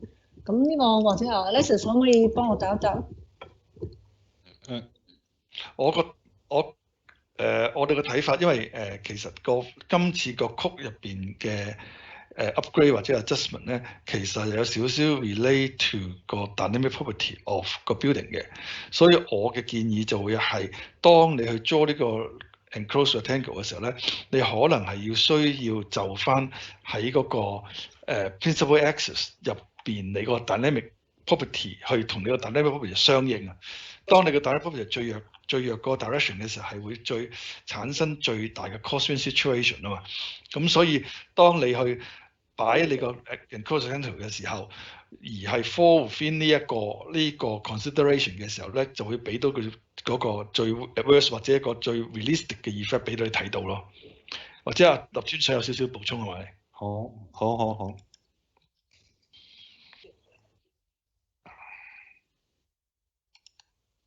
Okay, following what Alexis has just introduced, I think I want to draw the attention from all the users is this time when drafting the 2019 code, actually regarding the coverage of irregular building forms, we have moved one step forward compared with the 2004 Wind Code. So this you can see from the presentation in Alexis part 1. So there is for example, the X shape, L shape, Y shape, and also C shape. So all those irregular building forms has not been well defined. From the code drafting process, the industry also contributes lots of valuable suggestions. So one comment is, so even though we have a more comprehensive coverage regarding the irregular building forms, but in Hong Kong, we are quite a unique metropolitan, so the building forms has a big variety. So then to avoid a big portion without the reference to the force coefficient to be wind tunnel tested, so can we provide some other supplementary guidance? So in order to achieve this, to answer this request, actually in the EN, so here what I'm showing is the explanatory notes in section 4.2.4. So I think maybe later after the briefing session, you can have a more detailed looking at this one. So in the page 18, it says, sometimes if the buildings which are not well covered within the COP, so the following rules can be used. So generally speaking, what it says is, so this represents a very irregular shape, a highly irregular shape. So we draw equivalent rectangle. So for this is we ignore this void. So you can see the blue part. So this is the field first, and then we consider this the biggest projecting breadth. So we consider this is the one direction. So that's the biggest projecting breadth. And then there is any shape which is not perpendicular to the wind approaching direction, we can take into account of the corner modification. So this is the second point. You can see clause 4.2.3 may be used to assess the corner effect. And the atom B is the re-entrance surface should be ignored. So this is this part should be ignored. So further to that, so we have identified where it is the direction for the projecting breadth. So for the depth, we also need to calculate the D. So for the D, it says the D should be taken as the smaller one or the minimum between the actual depth. So that's the two furthest distance in the approaching wind direction. So that is the actual D, and the B over 1.8, whichever is smaller. So we have 2D. So the smaller one that is should be taken. Okay. So then this is finally how the equivalent rectangle is drawn. So for example, in this direction, so the actual depth is smaller than D over B over 1.8. But for this direction, so the actual depth is bigger than B over 1.8. So the B over 1.8 is taken. So this is how irregular shape conditions the equivalent rectangle should be drawn. So otherwise, if we have more time after the briefing session, you have a more detailed looking for this this session in the explanatory note, Phil. Yes, thank you. So how about the question on the size factor? Size factor, give me 1 more minute. OK， 好，唔好意思啊，因為技術嘅問題啊，Neptune要再準備，咁或者我哋跳到去後邊嘅先，咁就OK。In the 2019 code, is there any requirement on channel down effects which similar to clause 6.2 of 2004？ 咁呢個或者 Alexis 可唔可以解釋下？好。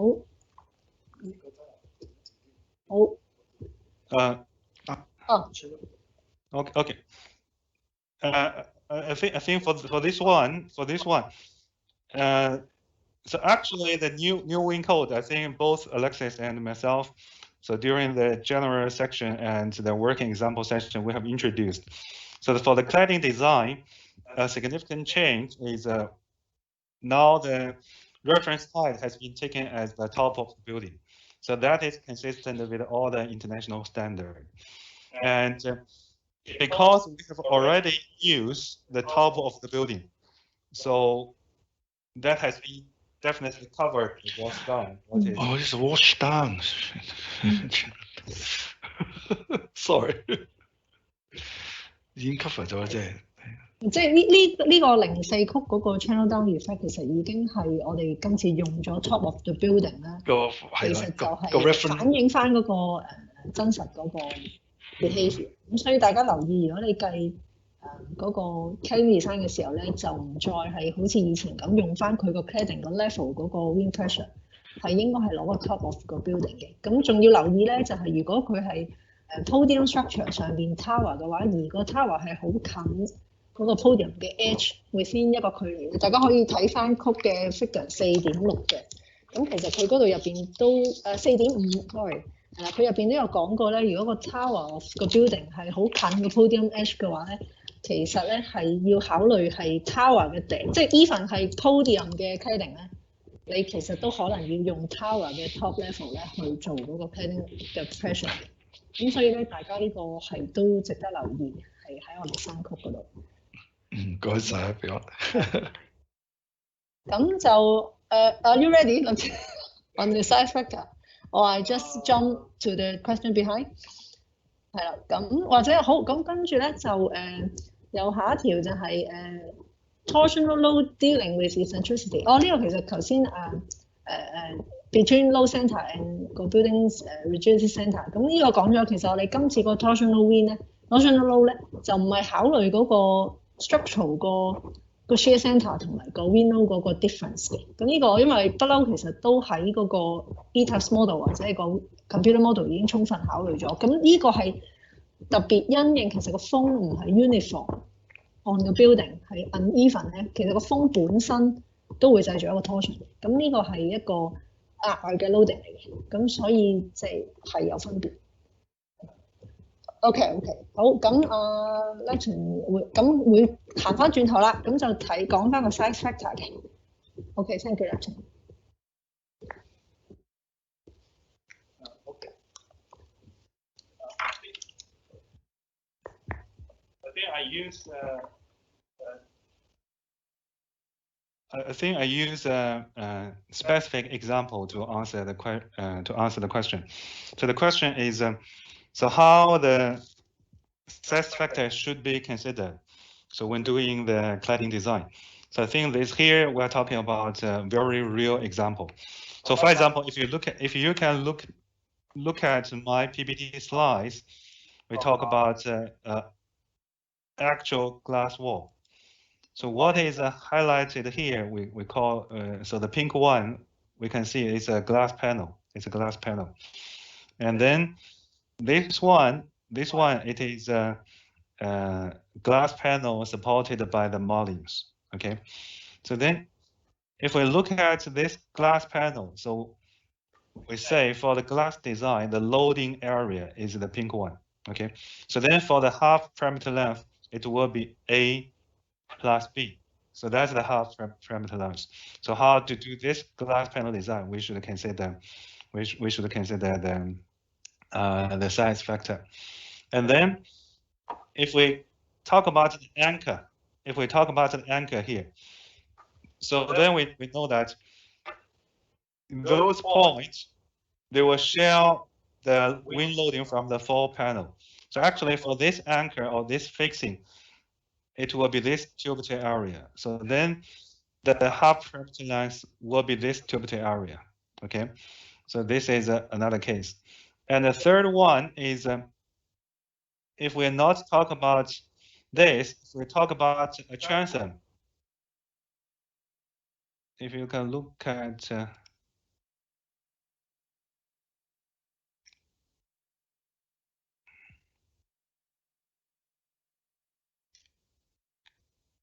so for a transom, it will be something like this.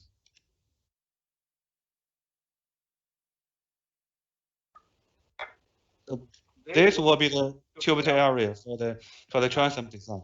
So then the half parameter length will be this one. So for the mullion will be the same. So it will be trapezoidal like this. Okay, so it will be trapezoidal like this. So then the half parameter length will be half of the trapezoidal parameter. So this is to answer the question. So by using the new Win code, so how the size factor can be calculated subject to the different loading area field. Yeah. Okay, thank you, Neptune.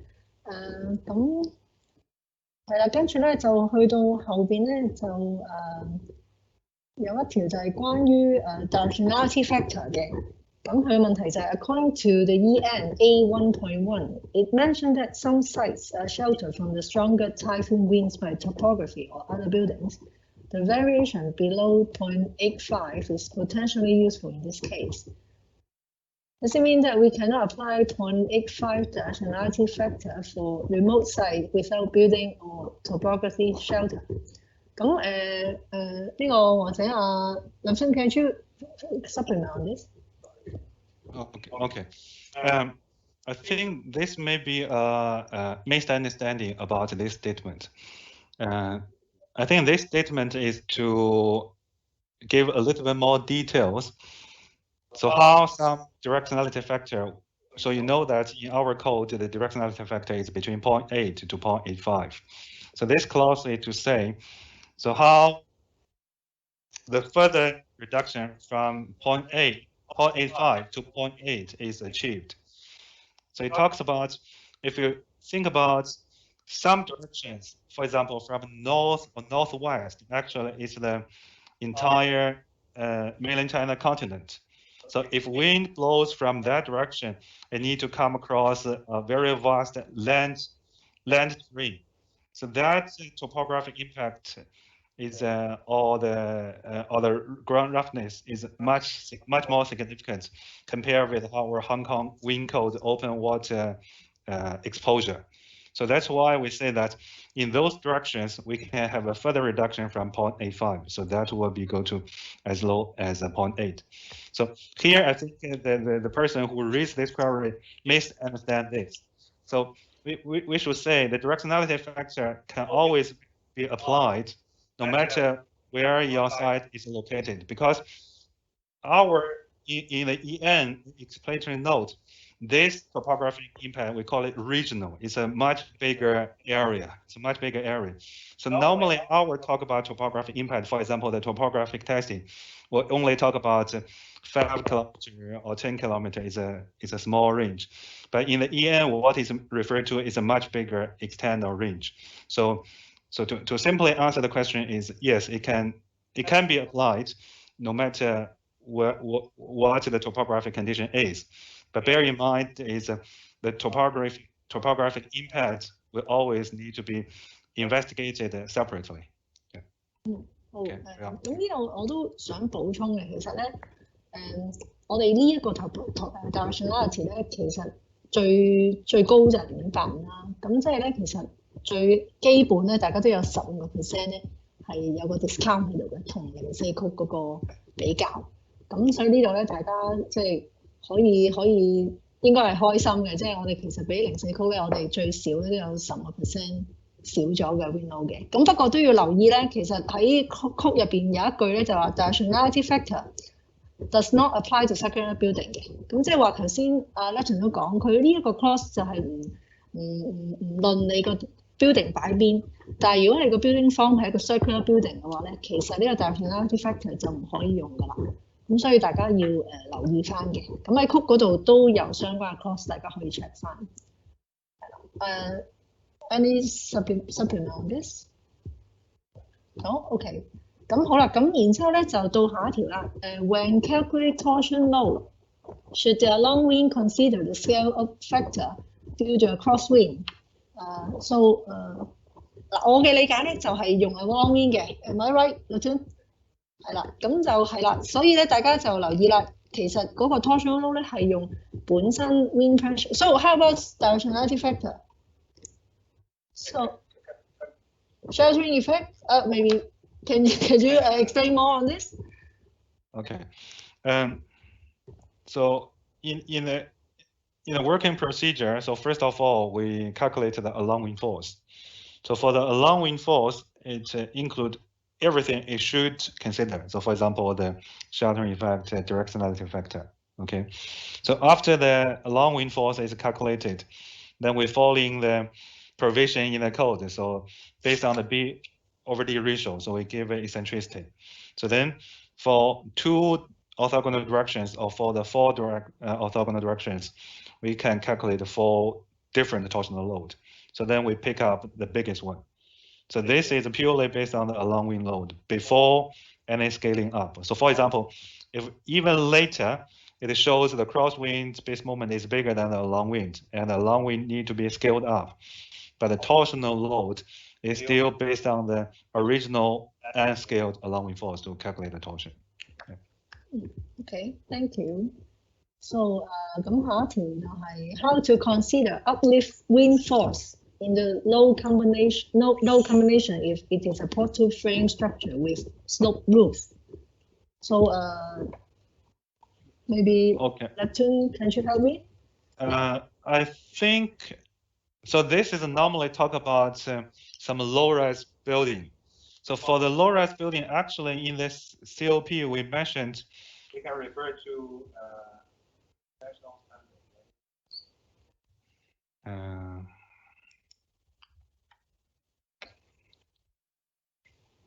So Phil, maybe you go with other question and I'll come back to you. 咁就等我睇睇先啊。咁或者我答啲後邊先啦，有一條就係 for wind tunnel test without considering building removal scenario, should we only consider 80% of along wind loads from coal as well, and we need to consider crosswind as well。咁呢個咧，我相信就係指咧我哋 figure 6.1啦，咁佢入邊都有講，或者 clause 6.4咧就係講個 minimum load。即係喺 wind tunnel test 吹完出嚟，究竟嗰個 minimum load 係點樣攞嘅？咁如果佢嗰個情況就係冇掹樓，咁佢係應該係0.8曲，就唔係又唔係我哋個 terms 就唔係 曲 along 啦。咁所以呢個曲呢個字咧係包含咗咧係需要考慮埋 crosswind 呢一個元素喺計嗰個 capping limit 嗰度嘅。咁相反咧，如果係有掹到樓，即係話佢吹兩個 scenario， 一個就係佢 existing 嘅情況，一個就係咧跟我哋 sheltering effect 嗰個 clause 選擇去掹 most beneficial building 嗰個 case 咧，咁其實係可以用0.7曲 along 嘅。咁呢個 capping limit 咧，其實只係需要考慮 along wind 呢一個wind moment 係同埋咧，其實大家都留意呢個6.4 clause compare 嗰個 capping limit 咧，係 apply 喺個 overall base moment 嘅，就唔係喺每一層個 story load 去逐層 cap， 而係就係 wind tunnel 吹完出嚟，佢有個 total base moment 啦，咁然之後去 compare 曲計出嚟嘅 total base moment， 去攞個70% 或者80% 去做個 capping 嘅。咁希望大家即係日後如果睇 wind tunnel 嘅時候會留意翻呢樣嘢。因為我哋亦都唔希望咧wind tunnel 吹出嚟嗰個 building pressure distribution 咧係受到我哋曲嗰個 wind profile 所影響啦。咁因為 wind tunnel 吹出嚟嗰個 profile 咧係即係我哋相信係會比較準確啲。咁所以我哋其實個 capping limit 咧就只係我哋 cap 個 total base moment 嘅，即係個 base 嘅啫。咁就Are you ready? OK。咁就翻上去咧，就係sorry 我都喺呢度uplift wind force in low combination if it is a portal frame structure with sloped roof. I think the question is to ask how to calculate the the question is to ask how to calculate the section or negative pressure on the roof. So I think this not only for the portal frame, but also for all the low-rise building for the roof calculation. I think we can refer to figure 4.6b. So you can see that is to the zone definition on the roof, the zone definition on the roof. But for this one, we just don't have the upper tower, so it will be something like this. So the zone definition of the roof. So after we identify the zone key, we can. So this is the zone dimension. So the extent, where are the different extent, and then we need to go back to the table. So the table, yes. So I think for the portal frames, so it also applies to whether it is smaller than 30 degree or whether it is bigger than 60 degree, and whether any interpolation between the two is needed.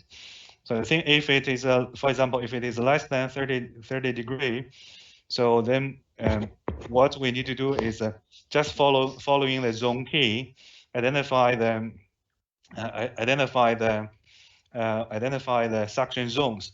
But what I want to remind is if it is for cladding design, if it's called for cladding design, then it will be something here everywhere. So it's most onerous. But if it's for structure design, maybe we don't need to be that onerous, because if wind blow from this direction, only here, this is the corner. For the remaining one, for example, for this one, it will not be that onerous. So that's why at the very beginning, I recommend we look at this first. So you can see for a particular wind direction, it gives, say this is the highest section, and this is the second most onerous section, and this is the less onerous location. So for structure design, it's better to refer this one. That will give us not the most conservative result, I feel. Yeah. OK， Okay, thank you. So the next question is, okay, it's about a crosswind. I think it's a crosswind calculation. How can we obtain the mass of building above 2 HB/3? So, Neptune, do you have any idea about this one? So so this talk about so when we do the acceleration calculation, so we need to provide the mass of the top 1/3 of the building, because aerodynamically the top 1/3 is the most important part. So how to do that? I think if we have a finite element model, so for example both ETAPS or sub 2000, so that will be a mass source definition. So within our code, we also says, so in wind design, so here we require the mass source definition should be from the loading, it will be 100% from the dead load and 25% from the live load. Okay, that's the mass source definition. So then if we have already got the finite element model, so then we can get all the mass for each story, right? For each level or for each story. So what we need to do is we just accumulate the total mass on the top 1/3 of the building and divided by the volume. So H divided by H, B, and D. So then we can calculate the mass density on the top 1/3 of the building. Phil. Okay, thank you. 咁因為時間而家都差唔多4:53啦，咁我或者揀多2條啦。咁其中呢一條咧就係I think is referring to when Alexis mentioned about, or maybe Neptune is mentioned about sheltering effect. You mentioned 500 is not a hard number. What if I take 300 for the radius? Is the HD still the same? 咁呢度或者我講少少，Neptune 你有補充可以之後講。咁其實呢度咧sheltering effect 咧其實係一個 beneficial 嘅 effect 嚟嘅。咁其實如果 RSC 簡單啲講，其實佢可以 take one， 即係話佢唔攞呢個 sheltering effect 就用一個 full wind 去做個 building design 嘅。咁至於如果真係想攞呢一個beneficial 嘅 effect 嘅話咧，其實佢可以選擇喺個 site 嘅外邊跨個圈，去計翻個 sheltering 嘅 effect 個 degree， 即係話攞個 HD 個數係幾多。咁其實個圈嘅大細咧越大，你想象下，如果座樓外邊越多樓遮住佢，嗰個 sheltering effect 一定係越大啦。咁越細，咁佢只係攞咗面嗰陣，咁可能嗰個 reduction 咧就會相對細啲啦。咁至於究竟攞一個幾大幾細咧，其實呢度係同個 designer 嘅考慮有關嘅。即係話如果你彌敦道、旺角，你其實跨個500或者300咧，其實你要攞嘅 sheltering 咧，其實基本上差不多，因為你前排嘅樓咧已經擋住咗，你可能已經攞咗好多嘅 benefit。咁所以咧喺呢個情況，你可能攞300或者 even 100，可能已經有你想要嘅效果。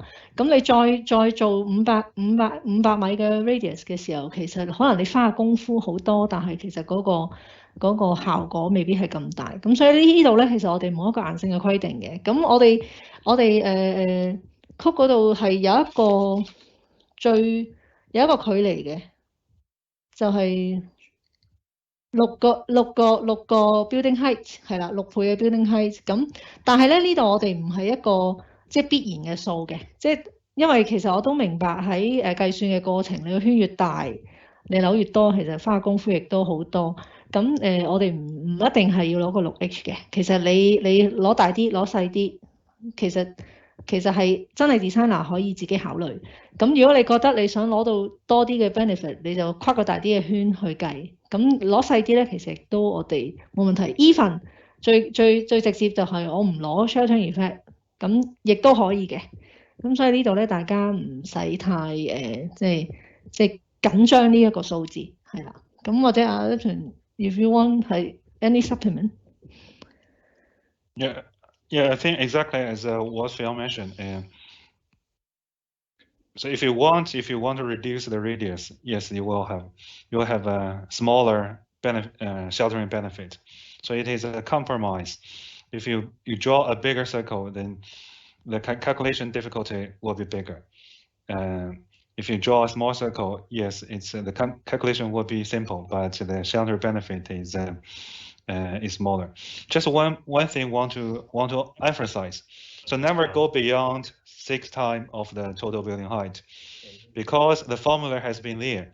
So anything beyond 6 times of the target building height, there will be no sheltering at all. So there will be no effort, no output. So if you want to increase the radius, but please do not increase or go beyond 6 times of the total building height. Yeah, that's all, Phil. Yeah. 好 ，thank you Neptune。最後一條或者我睇一睇先啦。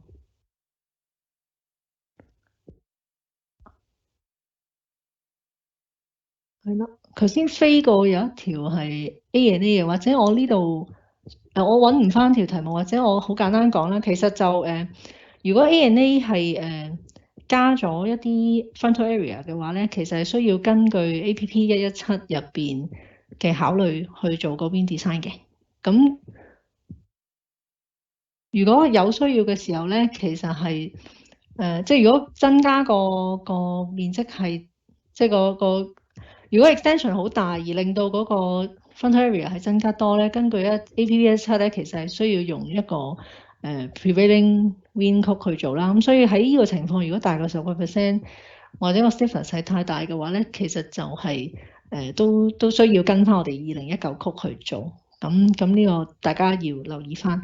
係啦，咁 OK，咁時間 I think time is running short, so the last one I would like to talk about the language medium. We note that from the audience that some audience would like us to have an English version of the briefing section. So please accept my apology that the first one is in Cantonese. But if Buildings Department is going to organize the third briefing session, we would very likely that the third one would be in English. So 咁今日咧就多謝大家收睇同埋收聽我哋第2次嘅簡介會啦。咁時間亦都差唔多，咁希望今日咧可以即係盡量令到大家更加了解我哋2019年手冊嘅新嘅 features 同埋點樣用啦。咁如果真係今日有問題，我哋係未能夠解答到嘅話咧，咁都歡迎各位咧係send email 去俾我哋嘅 inquiry 嘅。係啦，可唔可以吹一吹？係啦，咁如果咧真係有問題係好想我哋再解答嘅話咧，就歡迎大家去 send 去我哋呢一個 BD 嘅 inquiry 嘅 email， 咁我哋稍後咧會再覆返大家㗎啦。咁今日時間都差唔多，多謝咁多位，咁希望我哋喺第3次 briefing session 可以再見到大家。咁多謝各位，好，再見。